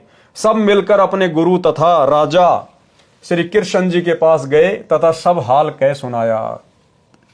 अब यहां पर श्री कृष्ण जी की समर्थता भी सामने आ जाएगी। वो कितने 3 लोक के भगवान थे, कितने सर्वशक्तिमान थे। एक दुर्वासा ऋषि के श्राप को नहीं काट पाए, बदल नहीं पाए, अपने यादव कुल को नहीं बचा पाए, अपने रिश्तेदारों को नहीं बचा पाए, अपने खुद के पुत्रों को, अपनी औरतों को नहीं बचा पाए। सबका सर्वनाश हो गया दुर्वासा ऋषि के श्राप के कारण। तो वो काहे के समर्थ थे, काहे के परमात्मा थे, जो मृत्यु से नहीं बचा सकता। असमय अकाल मृत्यु से जो नहीं बचा सका अपने कुल को, अपने परिवार को, भक्तों की बात छोड़ दो, भला उनकी भक्ति से मोक्ष कैसे हो जाएगा। श्री कृष्ण जी से कहा कि इस कहर से आप ही बचा सकते हो। श्री कृष्ण जी ने कहा कि उन सब बच्चों को साथ लेकर ऋषि दुर्वासा के पास जाओ, इनसे क्षमा मंगवाओ, तुम भी बच्चों की ओर से क्षमा मांगो। सब मिलकर ऋषि दुर्वासा के पास गए तथा बच्चों से गलती की क्षमा याचना करवाई, स्वयं भी क्षमा याचना की। ऋषि दुर्वासा बोले कि वचन वापस नहीं हो सकता, क्योंकि भाई और बहनों ये जितने भी ऋषि हैं, वशिष्ठ हैं, विश्वामित्र है या फिर ये दुर्वासा है, ये ऋषि भी सक्षम नहीं है। जिस प्रकार किसी व्यक्ति के हाथ में बंदूक है और उसने बंदूक से गोली छोड़ दी, अब उसके बस की बात नहीं है वो गोली वापस उसकी बंदूक में आ जाए। ये अनहोनी तो केवल समर्थ कर सकता है, परमात्मा सतगुरु रामपाल जी भगवान कर सकता है, अन्य किसी के बस की बात नहीं है। तो ये साधु संत महात्मा केवल दुनिया का सत्यानाश कर सकते हैं, ये आबाद नहीं कर सकते। अगर दुनिया को साधु संतों के रूप में किसी ने आबाद किया है, कोई आशीर्वाद दिया है, तो इस कबीर भगवान ने दिया है, सतगुरु रामपाल जी परमात्मा ने। ऋषि दुर्वासा बोले कि वचन वापस नहीं हो सकता। सब वापस श्री कृष्ण जी के पास आए तथा कहा कि दुर्वासा के श्राप से बचने का उपाय बताओ।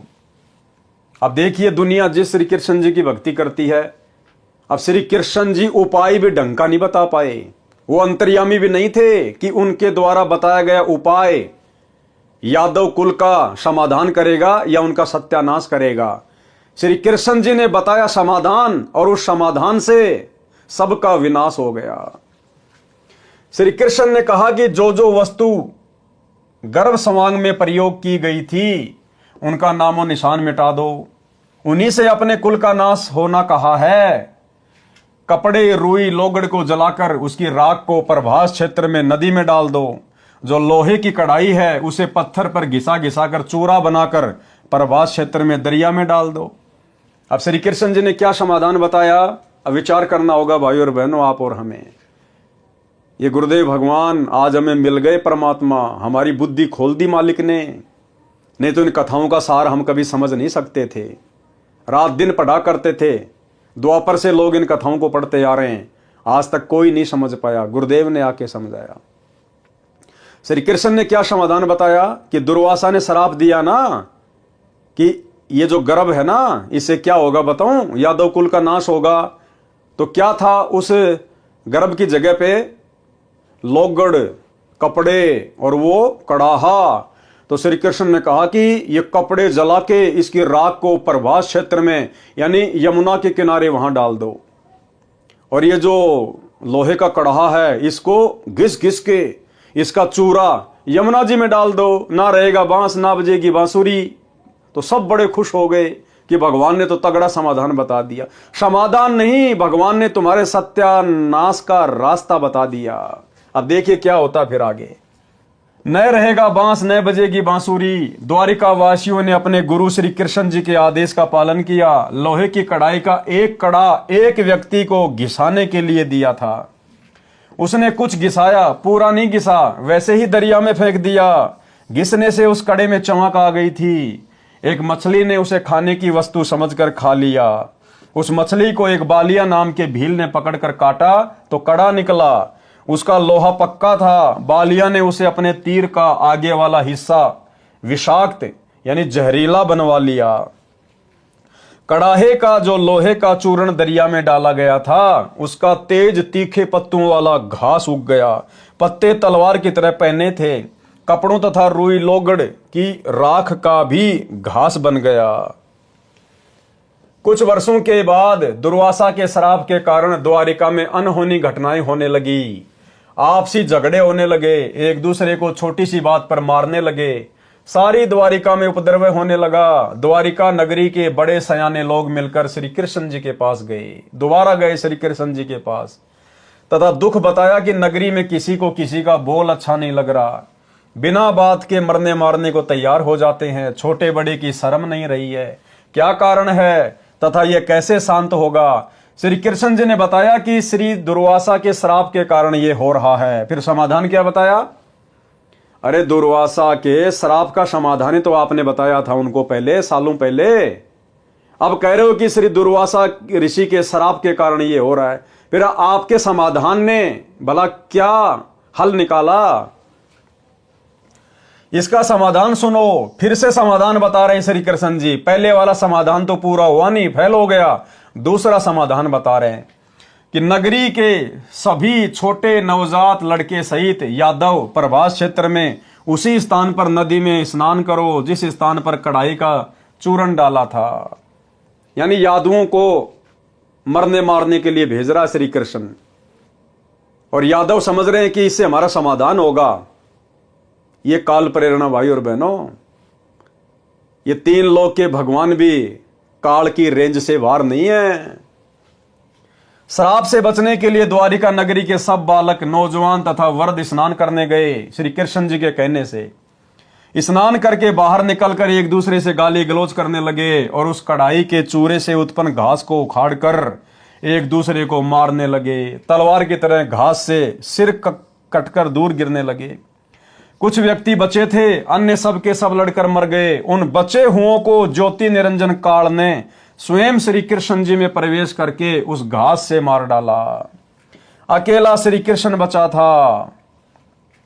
अब श्री कृष्ण जी ने खुद की मौत का सामान खुद ही तैयार करवाया कि उस कढ़ाई को जमुना जी में घसो। एक आलसी व्यक्ति को दे दिया, लास्ट में उसने वो कढ़ाई से कैसे फेंक दिया। क्या श्री कृष्ण जी को नहीं पता था इस बात का कि इस प्रकार से वहां पर उस कढ़ाई को घिसा जाएगा और एक व्यक्ति उसके कड़े को ऐसा का ऐसा यमुना में डाल देगा। वो कड़ा एक मछली खा जाएगी, मछली को एक बालिया नाम का भील उसको पकड़ लेगा और वो फिर उस कड़े से अपना जहरीला तीर बनवाएगा और उसी तीर से तेरी मृत्यु होगी। फिर काहे के भगवान, काहे के अंतर्यामी, जब उनको इतना ही पता नहीं, खुद की मौत का सामान खुद ने तैयार करवा लिया, तो भला अन्य का, यादुओं का कहां से वो समाधान करते। और आज उनके चले जाने के बाद दुनिया उनके मंदिर बना बना के तालियां पीट रही हैं, घंटियां बजा रही है, भंडारे कर रही है। आज क्या मिल जाएगा भाई, जब वो रहते सहते अपने खानदान को, अपनी औरतों को, अपने लड़कों को, अपने रिश्तेदारों को मरने से नहीं बचा पाए, एक शराब से नहीं बचा पाए, तो आज उनके चले जाने के बाद भला आज उनकी भक्ति करने से, मंदिर बनाने से, मूर्ति बनाने से, उनकी जन्माष्टमी मनाने से आज क्या लाभ होगा। 0/0। दुनिया अंधकार में जी रही है बिना सतगुरु के तत्व ज्ञान के। एक वृक्ष के नीचे जाकर लेट गया श्री कृष्ण जी। एक पैर को दूसरे पैर के घुटने पर रखकर लेट गया। दाएं पैर के पंजे में पद्म जन्म से लगा था जो चमक रहा था। जिस बालिया नाम के भील यानी शिकारी ने मछली से निकले कढ़ाई के कड़े का विष लगाकर तीर बनवाया था, वह शिकारी उसी तीर को लेकर उसी स्थान पर शिकार की तलाश में आया जिस वृक्ष के नीचे श्री कृष्ण लेटे थे। वृक्ष की छोटी छोटी टहनियां चारों ओर नीचे पृथ्वी को छू रही थी, लटक रही थी। उन झुरमटों में से श्री कृष्ण के पैर का पद्म ऐसा लग रहा था जैसे किसी हिरण की आंख चमक रही हो। शिकारी बालिया ने आव देखा न ताव, उस चमक पर तीर दे मारा।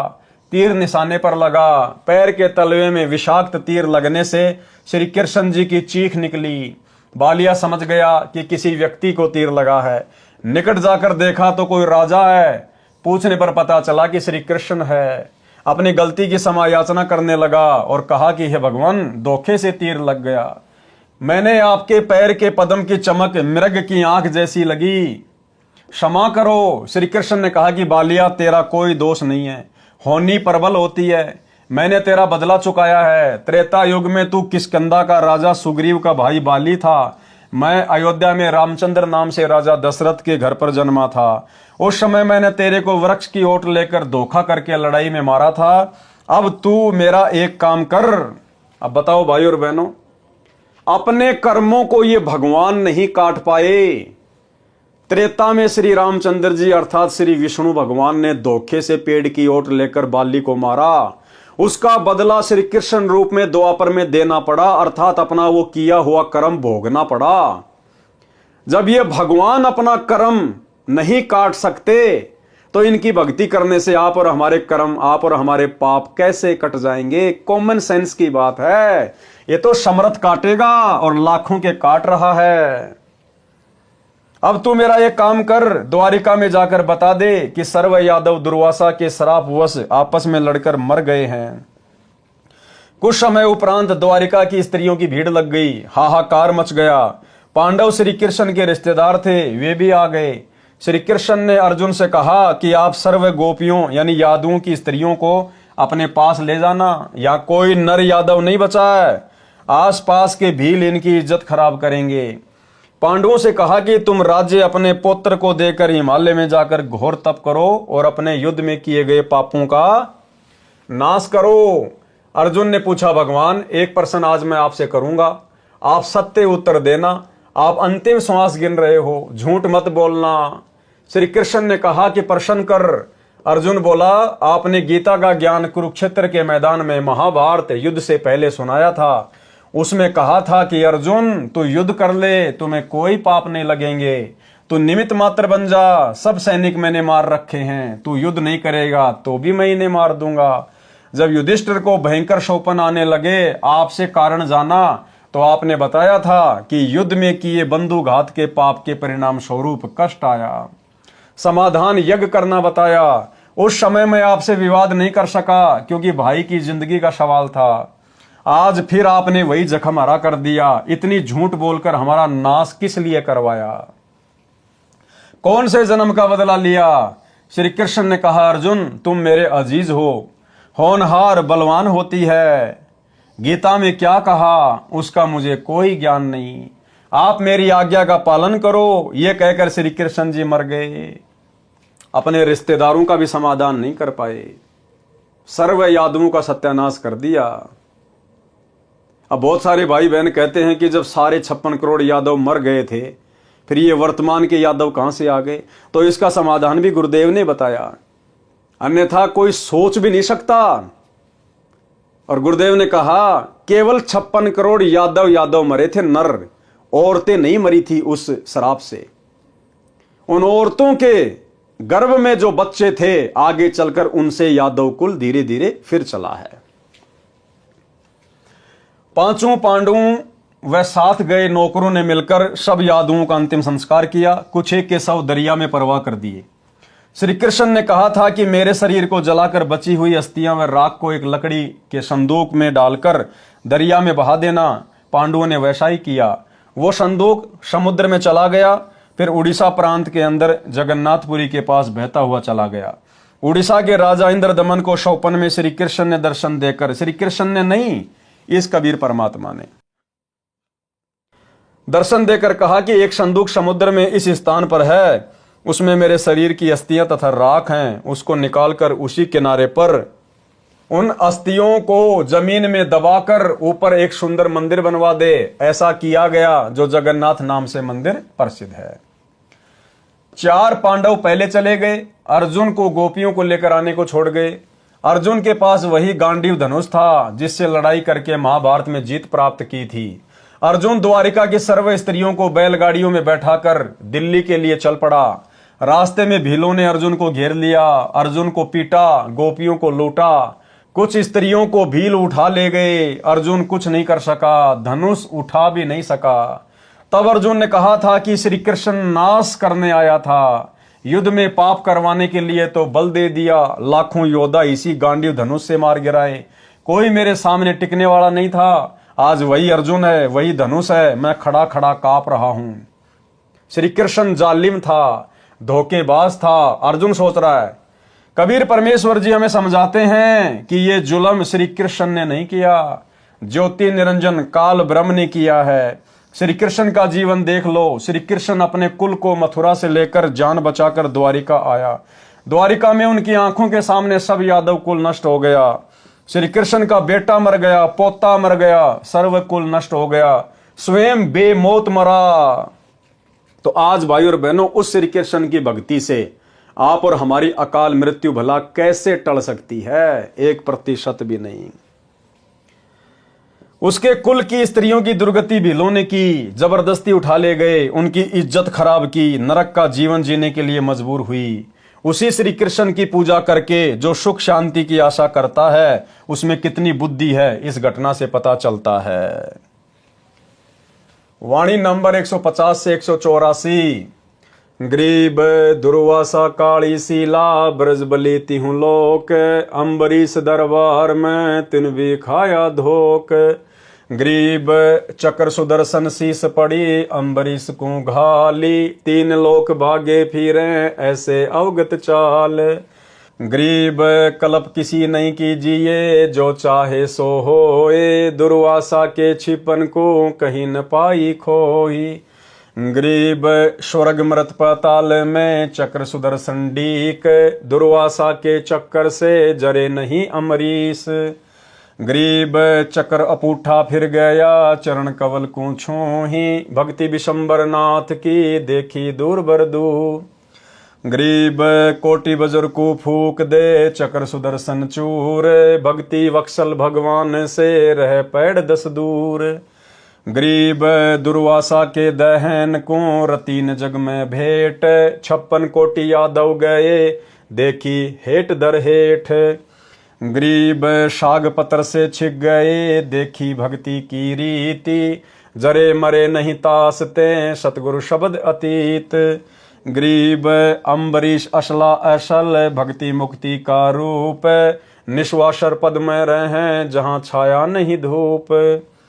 गरीब राजा के जोगी गए दुर्वासा ऋषि देव, चक्र चलाया घूर कर नहीं लई ऋषि सेव। गरीब दुर्वासा के शीस को चाल्या चक्र अचान, त्रिलोकी में ताश गमी कहीं न देऊं जान। गरीब श्वेत लोक विष्णु पूरी दुर्वासा चली जाए, तहाँ कबीर विष्णु रूप धरी कीनी देख सहाय। गरीब कृष्ण गुरु कसनी हुई और बचेगा कौन, 3 लोक भागे फिरे भर में 14 भुवन। गरीब भक्ति द्रोह ना कीजिए भक्ति द्रोह मम दोष, शिव ब्रह्मा नारद मुनि जिन्हें जरावे ठोक। गरीब भक्ति द्रोह रावण किया हिरणाकुश हिरणानाच, नारायण नरसिंह भये मम भगता है साच। गरीब मम भगता मम रूप है मम भगता मम प्राण, पंडु सताए कौरवा दुर्योधन क्षयमान। गरीब मम भगता मम प्राण है मम भगता मम देह, हिरणाकुश के उदर को पारत नहीं संदेह। गरीब मम भगता मम प्रिय है नहीं दुनी से काम, राजा प्रजा रीति सब ये नहीं जाने राम। गरीब मम भगता के कारण रचे सकल भंडार, वाल्मीक ब्रह्मलोक में शंख कला उद्गार। गरीब रावण बाली भी हंडिया मम द्रोही मम जार, सीता सती कलंक क्या पदम 18 भार। गरीब मम द्रोही से ना बचूं छल बलो हनु प्राण, 52 हो बलि कह गए रया दोहू का मान। गरीब मम दोई मम साल है मेरे जन का दूत, कोटि जुगन काटोती से करूं जंगल का भूत। यहाँ परमात्मा ने अखंड पाठ की वाणियों में अपने मुख कमल से कहा है, गरीब मम द्रोही मम साला है। गरीब मम द्रोही मम साला है मेरे जन का दूत, कोटि जुगन काटोती से करूं जंगल का भूत। गरीब खान पान पावे नहीं जल तिरशाबो अंत, बस्ती में विचरे नहीं सूल फील गजदंत। गरीब मम द्रोही मम साला है मारो रज रज बीन, भवन सकल अरुलोक सब करो प्राण तिक्षीण। गरीब अर्धमुखी गर्भवास में हरदम बारंबार, जूनी भूत पिशाच की जब लग सृष्टि संहार। गरीब गर्भ जूनी में त्रास दूं जब लग धरणी आकाश, मारो तुस तुस बिन करी नहीं मिटे गर्भवास। गरीब प्राण निक दूं तास के 86 सृष्टि संजोग, संत 57 कल्प युग तासिर दीर्घ रोग। गरीब विष्णु ब्रह्मा शिव सुनो और शनकादिक चारी, 88 सहस जलेब में यामति मूड गंवारी। गरीब चक्र चले दुर्वासा परी, मैं बख्शो नहीं तो ही मम द्रोही तू दूसरा चरण कवल ऋषि जोही। गरीब दुर्वासा बोले तहाँ सुनो भक्ति के ईश, सुरग शातल लोक सब तुम पूर्ण जगदीश। गरीब तुमरे दर छूटे नहीं चक्र सुदर्शन चोट, कहाँ खंदाओ ईस जी बचो कौन सी ओट।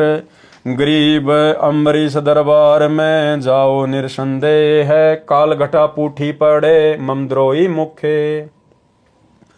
गरीब दुर्वासा मृत्यु लोक को तुम जाओ तत्काल, ज्ञान ध्यान शास्त्रार्थ तजो बाद विद्या जंजाल।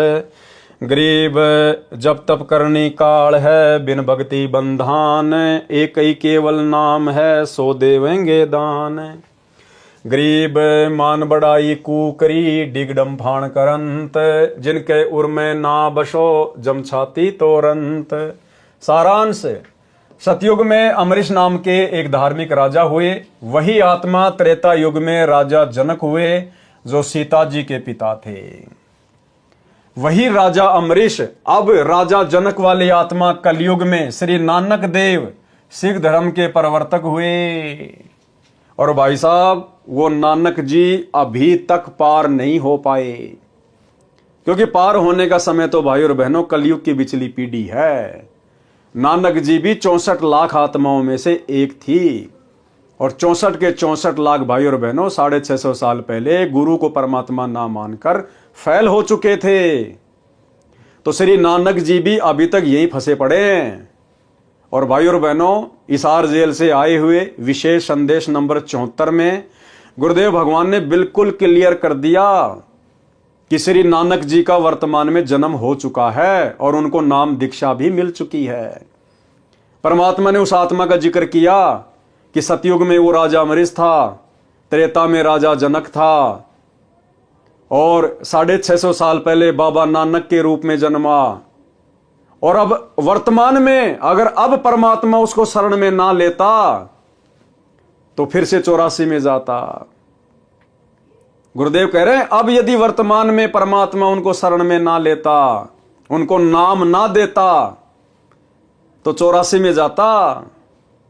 तो भाई और बहनों, नानक जी की आत्मा अभी भी यही फंसी पड़ी है, क्योंकि ये कलयुग की बिचली पीढ़ी का टाइम ही मोक्ष का मेन टाइम है।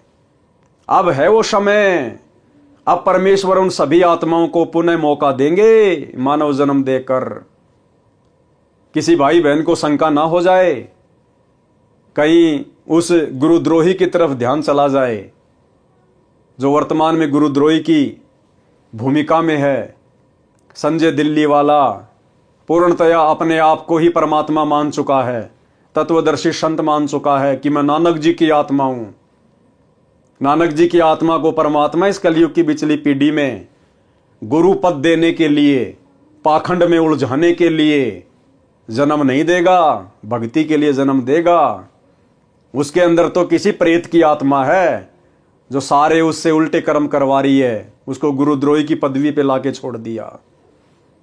नानक की आत्मा परमेश्वर की शरण में आ चुकी है। गुरुदेव ने इस 74 नंबर की ऑडियो में बिल्कुल क्लियर कर दिया है, एक बार सुन लीजिए। 3 लोक का राज जय जीव को कोई दे, लाख बधाई क्या करे जय नहीं नाम ते ले। जैसे राजा अमरीश राजा थे और वो भक्ति ना करी तो करनी चाहिए थी, मर गया, राज छूट गया। कोई पुण्य शेष रह रहे थे, फिर राजा जनक बन गया, भक्ति से फिर बाबा नानक बन गया। अरीब जब नाम ना मिलता तो 84 में जाते और फिर ये जीवन भी ऐसे नष्ट हो जाता। अरीब जब नाम ना मिलता तो 84 में जाते और फिर ये जीवन भी ऐसे नष्ट हो जाता। अरीब जब नाम ना मिलता तो 84 में जाते और फिर ये जीवन भी ऐसे नष्ट हो जाता। तो भाई और बहनों, क्लियर हो गया। परमात्मा ने उसके सारे जन्म गिना दिए, नानक जी वाला जन्म भी बता दिया कि फिर उसको नानक जी का जन्म मिला। और अब वर्तमान में यदि परमात्मा उसको नाम ना देते, उसको शरण में ना लेते, तो 84 में जाता। इसका मतलब वर्तमान में वो आत्मा जन्म ले चुकी है और गुरुदेव भगवान की शरण में आकर अपनी भक्ति कर रही है। राजा अमरीश के इष्ट देव श्री विष्णु जी थे, किसी गुरु जी से दीक्षा लेकर साधना करते थे। राजा अमरीश भक्ति को प्राथमिकता देते थे, उनके लिए अन्न जल का संयम रखते थे कि मन भक्ति में लगे। भगत अमरीश ने महीने के आहार का नियम बना रखा था, वे प्रतिदिन 1 रोटी कम खाते थे। उस समय मानव शरीर लंबा चौड़ा होता था, मानव की लंबाई 100 फुट के आसपास होती थी। इसके अनुसार मोटाई भी अधिक होती थी, भोजन की खुराक भी अधिक होती थी।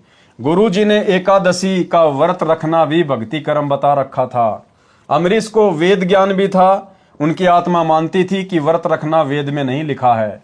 गुरु को भी नाराज नहीं करना चाहा, इसलिए अपने आहार को इस प्रकार नियमित किया कि एकादशी को भोजन न करना पड़े। जैसे एक दिन में पेट भरने के लिए सामान्य तौर पर 11 रोटी भोजन करते थे, तो उसको प्रतिदिन इस तरह कम करते थे कि एकादशी को बिल्कुल न खाना पड़े। जैसे कृष्ण पक्ष की अमावस्या को रोटी व अन्य सब्जी खाते थे, तो प्रतिदिन एक रोटी व उसी अनुसार सब्जी भी कम कर देते थे। तो एकादशी को कुछ नहीं खाते थे, फिर इसी तरह प्रतिदिन एक एक रोटी बढ़ाते थे। यह प्रति महीने का क्रम था। एक बार एकादशी को ऋषि दुर्वासा जी राजा अम्बरीश के दरबार में आए। राजा ने ऋषि जी का आदर सत्कार किया, भोजन के लिए निवेदन किया। ऋषि दुर्वासा ने कहा कि भोजन तैयार करवाओ, तब तक मैं दरिया पर स्नान करके आता हूं। ऋषि जी को लौटने में देरी हो गई। राजा अम्बरीश के गुरुजी ने राजा को व्रत समापन करने को कहा। अम्बरीश ने विचार किया कि ऋषि दुर्वासा के आने पर ही जल आचमन करूंगा, परंतु ऋषि नहीं आए। गुरुजी ने एकादशी समाप्त होने से पहले जल का आचमन अम्बरीश को करवा दिया। ऋषि दुर्वासा लौटे तो अम्बरीश से कहा कि आप भी हमारे साथ बैठकर खाना खाओ। अम्बरीश ने सब बात बताई कि आज मेरा एकादशी का व्रत था। एकादशी आज के दिन 11 बजे समाप्त हो गई है। इससे पहले एकादशी के व्रत को समापन करना अनिवार्य था। मैंने जो खाना था खा लिया, अब आज कुछ नहीं खाना है। ऋषि दुर्वासा तो क्रोध से भरे रहते थे। अम्बरीश से कहा कि तेरे घर पर ऋषि आए हैं, तूने ऋषियों से पहले भोजन करके हमारा अपमान किया है। यह कहकर ऋषि ने राजा को उपदेश दिया कि यह कर्मकांड वेद विरुद्ध है, इसे नहीं करना चाहिए, व्यर्थ है। राजा ने कहा जो आपकी आज्ञा। ऋषि दुर्वासा बिना आहार किए ही चला गया। अगली बार भी दुर्वासा जानबूझकर बकवाद करने के लिए एकादशी को आया। राजा ने उसी तरह एकादशी का व्रत समापन किया। ऋषि जानबूझकर उस दिन और देर से स्नान करके आए। खाने के समय राजा के साथ बैठकर भोजन करने का आदेश दिया। राजा ने वही व्यवस्था बताई कि मैंने एकादशी के व्रत का समय पर उद्यापन करना था, आज भोजन नहीं खा सकता, क्षमा करो, आप भोग लगाओ और हमें कृतार्थ करो। ये उत्तर राजा का सुनकर ऋषि दुर्वासा आग बबूला होकर बोला, मैंने तुझे एकादशी का व्रत न करने को कहा था, आपने मेरा अपमान किया है। राजा ने कहा कि ऋषि जी, मैं व्रत नहीं रखता, ये तो अंजल का संयम बनाकर साधना करता हूं। परंतु ऋषि दुर्वासा ने सुदर्शन चक्र को आदेश दिया कि राजा का सिर काट दे। सुदर्शन चक्र तुरंत सक्रिय हुआ, आग की लपटें निकलने लगी। सुदर्शन चक्र ने भयंकर रूप धारण किया और राजा अम्बरीश की ओर चल पड़ा, जो वहां से 10 कदम 50-60 फुट की दूरी पर जमीन पर आसन लगाए बैठा था। राजा के चरण छूकर सुदर्शन चक्र वापस दुर्वासा ऋषि की ओर मुड़ा और ऋषि के शांत करने पर भी शांत नहीं हुआ, तो ऋषि को समझते देर न लगी कि चक्र तेरे को भस्म करेगा। भाई और बहनों, यही दुर्वासा वाली गलतियां ये सतलोक आश्रम मैनेजमेंट हरियाणा गुरुजी का परिवार, ये कोऑर्डिनेटर लोग बरवाला कांड 2014 से लगातार सात संगतियों में सत्सेवकों के साथ में कर रहे हैं। भाई हम अपनी सात संगतियां रख रहे हैं, हम भगत भाई बहन मिलकर अपने गुरु को इष्ट मानकर भोग लगा रहे हैं, हम भाई बहन मिलकर शंका समाधान करते हैं, गुरु के ज्ञान पे चर्चा करते हैं, गुरु की महिमा करते हैं, भंडारा करते हैं।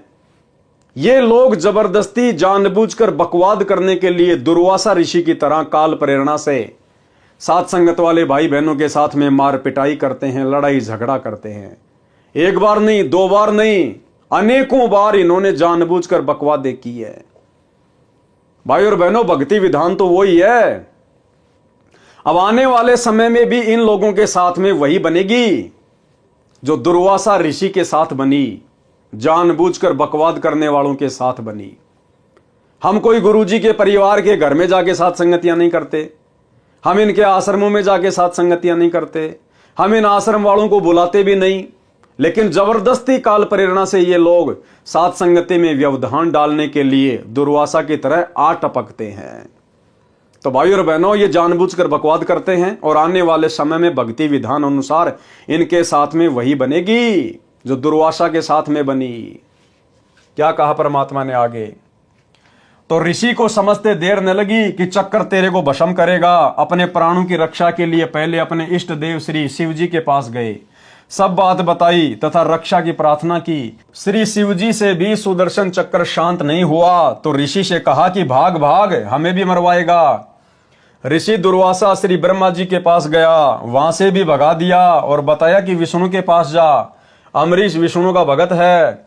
दुर्वासा को भी पता था, इसलिए वहां नहीं जाना चाहता था, परंतु मरता क्या न करता वाली बात सामने थी। ऋषि दुर्वासा सिद्धि से उड़े जा रहा था श्री विष्णु के रूप में। अब देखो वहां कौन बैठे थे श्री विष्णु के रूप में? श्री विष्णु के रूप में परमात्मा पूर्ण ब्रह्म। कौन? सतगुरु रामपाल जी भगवान, ये कबीर देव 33 करोड़ देवताओं की सभा लगाए हुए थे। परमात्मा को सब पता था कि दुर्वासा विष्णु के पास जाएगा, इसलिए विष्णु के सभा स्थल से 10 योजन दूर, एक योजन में 4 कोस होती हैं, एक कोस में 3 किलोमीटर यानी 120 किलोमीटर दूर लीला करने के लिए सभा लगाए हुए थे। परमात्मा भगत की महिमा बनाते हैं। ऋषि दुर्वासा कभी पीछे मुड़कर सुदर्शन चक्कर की ओर देख रहा था कि कितना दूर पीछे है, तो कभी आगे को देखकर उड़ा जा रहा था। जैसे भगवान शंकर भस्मासुर को देख देख कर आगे की ओर भगा जा रहा था। परमात्मा के दरबार में पृथ्वी पर चलकर दौड़कर गया। तब परमात्मा ने पूछा कि ऋषि जी कैसे स्पीड खींच रखी है, यह सुदर्शन चक्कर तेरे पीछे पीछे किस कारण से लगा है? भाई और बहनों, सुकर्मी पतिव्रता के अंग की वाणी। और फिर परमात्मा ने समाधान बताया उसको कि भैया मेरे भगत के साथ में अगर बकवाद करोगे तो तुम्हारा यही असर होगा, और वापस जाओ, मेरे भगत से समायाचना करो, उसके पैर पकड़ो, नाक रगड़ो, तब तुम्हें इस कर्म दंड से माफी मिलेगी, नहीं तो तेरा सुदर्शन चक्कर गर्दन उतारेगा तेरी। अब वो मरता क्या ना करता। अब उसको विश्वास भी नहीं हो रहा था कि भगवान मैं भी आपका पुजारी, अम्बरीश भी आपका पुजारी, फिर ये सुदर्शन चक्कर अम्बरीश ही कैसे शांत करेगा यदि आप नहीं कर रहे तो। लेकिन परमात्मा ने तो अपने भगत की महिमा बनानी थी। सुकर्मी पतिव्रता के अंग की वाणी से, वाणी नंबर 95। गरीब बूझे बिशंबर नाथ, चक्कर क्यों चोट चलाई, क्या गुस्ताखी कीनी, कथा मोहे बेग सुनाई। अर्थात परमात्मा ने विष्णु रूप में ऋषि दुर्वासा से पूछा कि सुदर्शन चक्कर ने आपके ऊपर आक्रमण किस कारण से किया, शीघ्र बताओ क्या शरारत की है। दुर्वासा ने बताया, वाणी नंबर 96 से 100।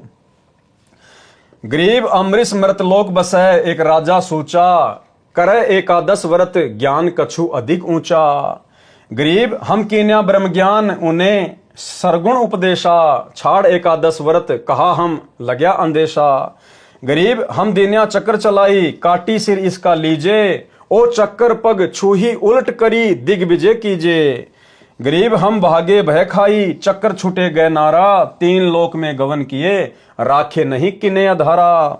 गरीब अब आए तुम पास, जान राई जानत सोई, हमको ल्यो छिपाई, चक्कर मारे नहीं मोही।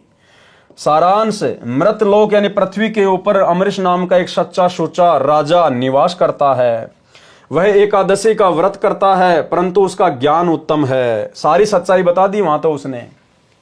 मैंने उनको ज्ञान समझाया और कहा कि आप एकादशी का व्रत त्याग दो, परंतु राजा अपनी बात को ऊपर रखते हुए अपना ज्ञान बोलने लगा। इससे मुझे क्रोध आ गया। मैंने सुदर्शन चक्कर को आज्ञा दी कि राजा अम्बरीश का सिर काट दे। सुदर्शन चक्कर चला और राजा के चरण छूकर उल्टा मेरे को मारने के लिए चल पड़ा। मैं डरकर भागा, तीनों लोकों में रक्षा के लिए गया, परंतु किसी ने शरण नहीं दी। हे जानी जान, अब मैं आपकी शरण में आया हूं, मेरे को छुपा लो, सुदर्शन चक्कर मुझे मारे ना, मेरी रक्षा करो। भाई और बहनों, ऐसी बात नहीं है। परमात्मा ने कहा कि सुदर्शन चक्कर को विष्णु भी शांत कर सकता था, ब्रह्मा भी कर सकता था, लेकिन वो सुदर्शन चक्कर श्री विष्णु जी ने नहीं छोड़ा था। वो सुदर्शन चक्कर श्री ब्रह्मा जी वाला नहीं था, शंकर जी वाला नहीं था। वो सुदर्शन चक्कर तो पूर्ण ब्रह्म परमात्मा कबीर देव सतगुरु रामपाल जी भगवान ने छोड़ा था, और उनके द्वारा छोड़ी गई शब्द शक्ति को उनके अलावा कोई भी नहीं रोक सकता। वाणी नंबर 101 से 103, 107 से 111, 115। गरीब हंसे विशंबर नाथ, ऋषिजन तू ज्ञान ही ना, अम्बरीश दरबार तुम क्यों दिग्विजय की ना। गरीब अम्बरीश रणधीर, सती सूरा सतवादी, तुम दुर्वासा देव फिरो ज्ञानन के वादी। गरीब निर्गुण सरगुण भक्ति, सब उनके हैं देवा, उर में रहे छिपाई, कहे कोनन से भेवा। गरीब तुम ऋषि जाओ बेगी अम्बरीश दरबारा, दूध बाद मिटी जाही हो तुम्हारा निस्तारा। गरीब चरण कमल चितलाई पढ़ो उनके दरबारा, वे कल्प वृक्ष स्वरूप कष्ट के मोचन हारा। गरीब जब ऋषि चले बिचारी, चूक हमरी ही निकशी, चक्र सुदर्शन गैल जान अमरीश ही बख्शी। गरीब बोले राजा बैन सुनो दुर्वासा देवा, ना कछु हमरे दोष तुम्हारा तुमको लेवा। गरीब राजा दो आशीष पीठ पर हाथ लगाओ, चक्र सुदर्शन पकड़ी धरो मेरे मस्तक लाओ। गरीब अम्बरीश को चक्कर पकड़ी शीतल चक्कर कीन्या, जब ऋषि दई आशीष सही राजा पर बीना। पारक के अंग से वाणी। गरीब दुर्वासा काली सीला बजरबली तिहु लोक, अम्बरीश दरबार में तिन भी खाया धोक। गरीब चक्र सुदर्शन शीस परी अम्बरीश को घाल, तीन लोक भागे फिरे ऐसी अवगत चाल। गरीब कल्प किसी नहीं कीजिए, जो चाहे सो होए, दुर्वासा के छिपन को कहीं न पाई खोई। गरीब स्वर्ग मृत पाताल में चक्र सुदर्शन डीक, दुर्वासा के चक्कर से जरे नहीं अम्बरीश। गरीब चक्र अपूठा फिर गया चरण कवल को छूही, भक्ति विशंबर नाथ की देखी दूबर दू। गरीब कोटि बजर को फूक दे चक्र सुदर्शन चूर, भक्ति बच्छल भगवान से रहे पैड़ 10 दूर। गरीब श्वेत लोक विष्णु पूरी दुर्वासा चली जाए, तहां कबीर विष्णु रूपधारी कीनी देख सहाय। गरीब दुर्वासा बोले तहां सुनो भक्ति के ईश, स्वर्ग ऋषातल लोक सब तुम पूर्ण जगदीश। गरीब तुमरे दर छूटे नहीं चक्र सुदर्शन चोट, कहाँ खंदाओ ईश जी बचो कौन की ओट। गरीब अम्बरीश दरबार में जाओ निसंदेह, काल घटा पूठी पड़े ममद्रोही मुखे। गरीब दुर्वासा मृत्यु लोक को तुम जाओ तत्काल, ज्ञान ध्यान शास्त्रार्थ तजो बाद विद्या जंजाल। गरीब जब तब करनी काल है बिन भक्ति बंदान, एक ही केवल नाम है सो देवेंगे दान। गरीब मान बड़ाई कूकरी डिम डफान करंत, जिनके उर में ना बैसो जम छाती तोरंत। गरीब दुर्वासा अम्बरीश कह गए ज्ञान गुण डार, चरण कवल शिक्षा लई तुम ईश्वर प्राण उधार। गरीब बख्शो प्राण दया करो पीठ लगाओ हाथ, उर मेरे में ठंडी होए शीतल कीजे गात। गरीब अम्बरीश मैं कहता हाँ बीन से बदन खुलास, तुम ऋषि मेरे प्राण हो मैं हूं तुमरा दास। गरीब चक्र सुदर्शन शीस धरी दीजो भक्ति की आन, मैं चेरा चरणा रहूं बख्शो मेरे प्राण। गरीब चक्र सुदर्शन पकड़ कर अम्बरीश बैठाए, दुर्वासा पर मेहर करी चलो भक्ति के भाई। अचला के अंग से वाणी। वाणी नंबर 130 से 134। गरीब दुर्वासा कैसे बचे अम्बरीश के चोर, परमेश्वर बिच कर परे चक्र सुदर्शन जोर। गरीब जोरा देखा चक्कर का जब उठे जगदीश, खंड खंड करी नाखी है तोर बगावे शीस। गरीब भक्ति द्रोह काहे किया रेसठ मूड गंवार, चरण कमल तुम धोपी वो अम्बरीश दरबार। गरीब दुर्वासा पूठे फिरे जाया किया प्रणाम, अम्बरीश स्थिर किए चरण कमल का ध्यान। गरीब जय जय जय अम्बरीश तुम जय जय जय भक्ति विशेष, तीन लोक की मांड में रखी हमारी टेक। शुकर्मी पतिव्रता के अंग का सारांश। दुर्वासा के ये वचन सुनकर परमात्मा जी हंसने लगे और बोले कि ऋषि तू ज्ञानहीन है, अम्बरीश के दरबार में झगड़ा क्यों किया। इसी प्रकार आने वाले समय में परमात्मा इनको धमकाएंगे, आश्रम वालों को, कोऑर्डिनेटरों को, अपने बेटा बेटियों को, भाई को, कि नालायकों वो अपनी भक्ति कर रहे थे। अरे वो अपनी कर रहे थे, तुम अपनी कर रहे थे, वो तुम्हारे घर पे आके थोड़ी कर रहे थे, आश्रमों में थोड़ी कर रहे थे। जैसा उन्होंने मेरी भक्ति को समझा वो कर रहे थे। तुमने वहां जाकर व्यर्थ में वाद विवाद क्यों किया, लड़ाई झगड़ा क्यों पैदा किया। तो भाई और बहनों अंत में इनको माफी मांगनी पड़ेगी। लेकिन ये कलयुग की बिचली पीढ़ी है भाई और बहनों, वर्तमान में परमात्मा के नहीं भक्तों की महिमा नहीं बनाएंगे, वर्तमान में तो गुरुदेव भगवान की ही महिमा बनेगी।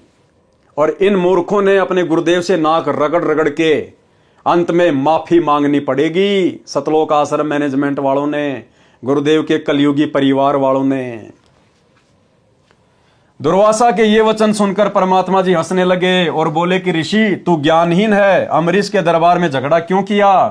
अम्बरीश राजा तो पूर्ण रूप से मेरे में समर्पित है। जिस प्रकार सत्सेवक भाई बहन अपने गुरुजी में समर्पित होकर साथ संगतियां रखते हैं, सत्य वक्ता हैं, यानी ज्ञान आधार से चर्चा करते हैं।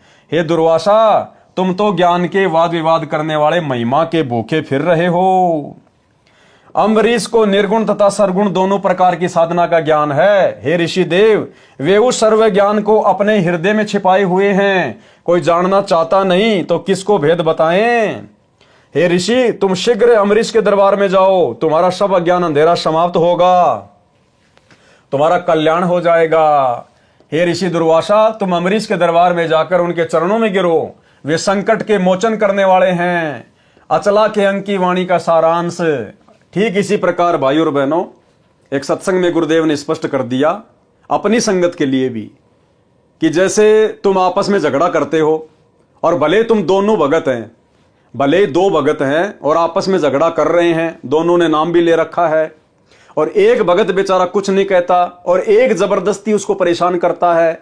जैसे हम सत्सेवक भाई बहन कुछ नहीं करते और ये मैनेजमेंट वाले जबरदस्ती हमारे को दुखी करते हैं, परेशान करते हैं। तो परमात्मा ने बताया जो भगत बेचारा शांत है, कुछ नहीं करता, ज्ञान आधार से भक्ति कर रहा है, उसकी तो परमात्मा रक्षा करेगा, और जो जबरदस्ती बकवाद करता है उसका परमात्मा बक्कल उतारेगा, दुर्वासा ऋषि की तरह। ये छोटा सा सत्संग है, सुन लीजिए गुरुदेव के मुख कमल से। इसमें एक बहुत बड़ा नियम है प्रभु का कि सबसे ज्यादा हमें अधीन रहना होगा। आप दो भक्त हैं, दोनों ने उपदेश ले रखा है और तुम आपस में झगड़ा करते हो और एक भक्त कुछ नहीं कहता, दूसरा उसको नाजायज परेशान करने की चेष्टा करता है, तो परमात्मा उस जो भक्त की रक्षा करेगा। और वो भी बेशक भक्त है, जो बेमतलब बकवाद करके दूसरे को तंग कर रहा है भक्त को, तो उसको हानि पहुंचाएगा, जबकि दोनों भक्त ही है। तो भाइयों और बहनों, ठीक आने वाले समय में गुरुदेव के कलयुगी परिवार के साथ, सतलोक आश्रम मैनेजमेंट हरियाणा के साथ ऋषि दुर्वासा जैसी बनेगी, क्योंकि इन्होंने तो इस कलयुग की बिचली पीढ़ी में पूर्ण सतगुरु से उपदेश लेकर, तत्व ज्ञान लेकर दुर्वासा से भी बड़ी गलतियां कर डाली, दुर्वासा से भी बड़ी गलतियां। अरे दुर्वासा को तो तत्व ज्ञान नहीं था, उसको तो निर्गुण सरगुण भक्ति का ज्ञान नहीं था। आज तुम्हें गुरुदेव ने क्या कमी छोड़ दी ज्ञान समझाने में 30 वर्षों में, फिर भी तुमने अपने स्वार्थ के लिए सात संगतियों में आकर काल प्रेरणा से झगड़ा किया, बकवादे की, मुकदमे लगवाए, भक्तों को जेल करवाई, भक्तों के साथ में मारपीट की। तुम्हारे साथ क्या बनेगी? तुम्हारे ही कर्मों के प्रतिफल में। अचला के अंक की वाणी का सारांश है। संत गरीबदास जी बता रहे हैं कि दुर्वासा कैसे बच सकता था। वह तो एक महान आत्मा अम्बरीश का चोर था, यानी अम्बरीश के यथार्थ ज्ञान को सुनकर भी अपने अहंकार का प्रदर्शन किया। ठीक इसी प्रकार सात संगति की वीडियो देखकर भी सतलोक आश्रम मैनेजमेंट हरियाणा वाले अपने अहंकार का ही प्रदर्शन कर रहे हैं, सच्चाई को स्वीकार नहीं रहे। वह तो परमेश्वर जी बीच में आ गए, अन्यथा सुदर्शन चक्र तो बहुत शक्तिशाली है। इसी प्रकार भाई और बहनों, जो कर्म वर्तमान में गुरुदेव का परिवार कर रहा है, कोऑर्डिनेटर कर रहे हैं, ये तो सतगुरु रामपाल जी भगवान इनका बीच बचाव कर रहे हैं, इनके बीच में पड़े हैं, नहीं तो इनके कर्मों का दंड बहुत भयंकर है। क्योंकि साध संगति सतगुरु रामपाल जी भगवान का यथार्थ 13वां कबीर पंथ है, और इनके 13वें पंथ को यानी सात संगतियों को रोकने का मतलब है ट्रेन की पटरी के ऊपर अंधे गधे के द्वारा लात चलाना। ये तो ड्राइवर समझदार है, परमात्मा है जो गाड़ी रोक के रखा हुआ है, अन्यथा वो गधा कहां जाके गिरे उसका अता पता भी नहीं पड़े। परमेश्वर जी ने सुदर्शन चक्र की उग्रता देखी, तब अपना आसन छोड़कर दुर्वासा की रक्षा के लिए उठे। विचार किया कि यदि बचाव नहीं किया तो ऋषि के टुकड़े टुकड़े करके मार डालेगा। हे मूर्ख गंवार ऋषि दुर्वासा, हे मूर्ख गंवार सतलोक आश्रम मैनेजमेंट हरियाणा वालों, तुमने भगत अम्बरीश के साथ द्रोह क्यों किया? तुमने सात संगत वाले सतसेवकों के साथ में झगड़ा क्यों किया? तुम अम्बरीश के दरबार में जाओ और चरण धोकर पीओ। पारक के अंक की वाणी का सारांश। दुर्वासा ऋषि ने भगवान से कहा कि आप तीनों लोकों के स्वामी हो, आप पूर्ण जगदीश हो, आप भक्तों के भगवान हो। आपके द्वार पर मेरी रक्षा नहीं हुई तो कहां होगी? आप अपने से दूर कहां भेज रहे हो प्रभु जी? सुदर्शन की मार से आपके बिना किसकी शरण में बचाव होगा? परमात्मा ने ऋषि दुर्वासा से कहा कि तुम अम्बरीश के दरबार में निसंकोच जाओ, डरो मत। मेरे भगत के द्रोही का मुंह तो काला होता ही है। उस भगत द्रोही के मुख में राख यानी कालिक पड़ती है, यानी उसकी तो दुर्गति होती है। और आने वाले समय में इन सतलोक आश्रम मैनेजमेंट हरियाणा वालों के साथ यही हाल होगा। परमेश्वर जी ने कहा, हे दुर्वासा, तुम मृत लोक यानी पृथ्वी लोक को शीघ्र जाओ, इस शास्त्रार्थ के चक्कर को त्याग दो। वाद विवाद तो जी का जंजाल होता है। बिना मर्यादा की भक्ति के तो जब तप अन्य करनी क्रियाएं काल हैं, यानी जीवन नाशक है। सच्चा गुरु तो केवल नाम जाप की दीक्षा देता है। सच्चा गुरु स्टेडियम नहीं बनवाता, हॉस्पिटल नहीं खुलवाता, राजनीति नहीं करवाता, गुंडों की सीबीआई जांच नहीं करवाता, आरक्षणों में भक्तों को नहीं बैठाता, जाटों के भवन नहीं बनवाता, गांव वालों के लिए रोडे नहीं बनवाता, एम्बुलेंस नहीं चलवाता। केवल नाम का जाप देता है, मर्यादा देता है। बिना मर्यादा की भक्ति के तो जब तप अन्य क्रियाएं काल हैं, यानी जीवन नाशक है। सच्चा गुरु तो केवल नाम की दीक्षा देता है। मैं उनके साथ नहीं रहता जो पाखंड करते हैं। अब ये सतलोक आश्रम मैनेजमेंट हरियाणा ने 2014 के बाद में अभी अभी आपको जो इनके कुकर्म गिनाए हैं, ये पाखंड है, पाखंड। मैं उनके साथ नहीं रहता जो पाखंड करते हैं, मान बढ़ाई की चाहत रखते हैं। तो भैया, राजनेताओं के चक्कर काटने वाले तो मान बढ़ाई के भूखे होते ही है। मान बढ़ाई तो कुकरी यानी कुतिया के समान है, यानी बिना इज्जत का कार्य है। और आने वाले समय में गुरुदेव का परिवार आज वर्तमान में गुरुजी को ना समझकर, ज्ञान को ना समझकर, मर्यादाओं की धज्जियां उड़ाकर जिस प्रकार से भक्तों से सत्संगों के विरुद्ध क्रिया करवा रहा है, आने वाले समय में भाई और बहनों, परमात्मा इनको इज्जत से नंगा करेंगे, नंगा। ये विधान है मालिक का। ये अपने कर्मों से शवतः हो जाएंगे। बच्चे बच्चे को पता चल जाएगा। अरे कल को क्या ये दुनिया परमात्मा की शरण में नहीं आएगी? क्या वो धनाना गांव वाले परमात्मा की शरण में नहीं आएंगे? आज जितने भाई बहन सतलोक आश्रमों में जाते हैं, ज्ञान को आधार नहीं बना रहे, क्या कल को ये ज्ञान को नहीं समझेंगे? क्या इनको मर्यादाओं के विषय में पता नहीं चलेगा? तो जितने बड़े बड़े कुकर्म इन्होंने कर दिए, ये कहां छुपेंगे? कहां छुपेंगे? ये बच्चा इनको ताने मारेगा, बच्चा कि काहे का गुरुजी का बेटा, काहे की गुरुजी की बेटी, काहे का कोऑर्डिनेटर 30 साल से क्या झक मरा रहा था गुरुजी के साथ में? तेरे को इतना भी नहीं पता चला? जो महापुरुष मोबाइल में वीडियो गेम खेलने के लिए मना करता है, और तुमने उस महापुरुष के नाम से 1 करोड़ रुपए का स्टेडियम बनवा दिया। ये बच्चा इनको बोलने नहीं देगा। आने वाले समय में बच्चा बोलेगा कि राजनीति कहां है गुरुजी के सत्संग में? कब गुरुजी ने बीजेपी को वोट डलवाए, कांग्रेस को वोट डलवाए, कब आदेश दिया? दिखा। ये बोल नहीं पाएंगे आने वाले समय में भाई और बहनों, बोल नहीं पाएंगे। ये मान बढ़ाई तो कुकरी यानी कुतिया के समान है, यानी बिना इज्जत का कार्य है। परमात्मा के दरबार में इज्जत ना रही तो वह आत्मा गली की कुतिया के समान है। जो पाखंड करते हैं, अन्य को नीचा दिखाते हैं, उनकी यम के दूध छाती तोड़ते हैं, यानी बुरी मार मारते हैं।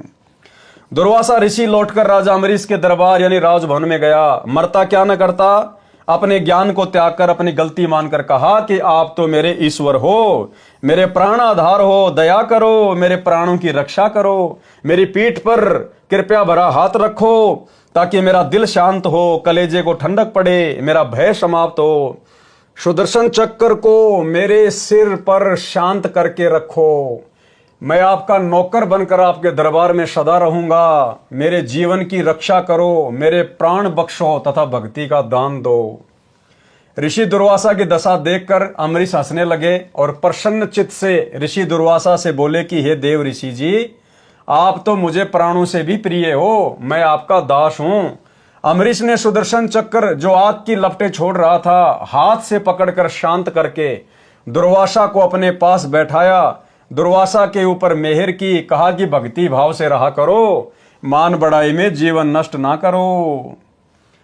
सुकर्मी पतिव्रता के अंक की वाणी नंबर 112 से 115 का सारांश।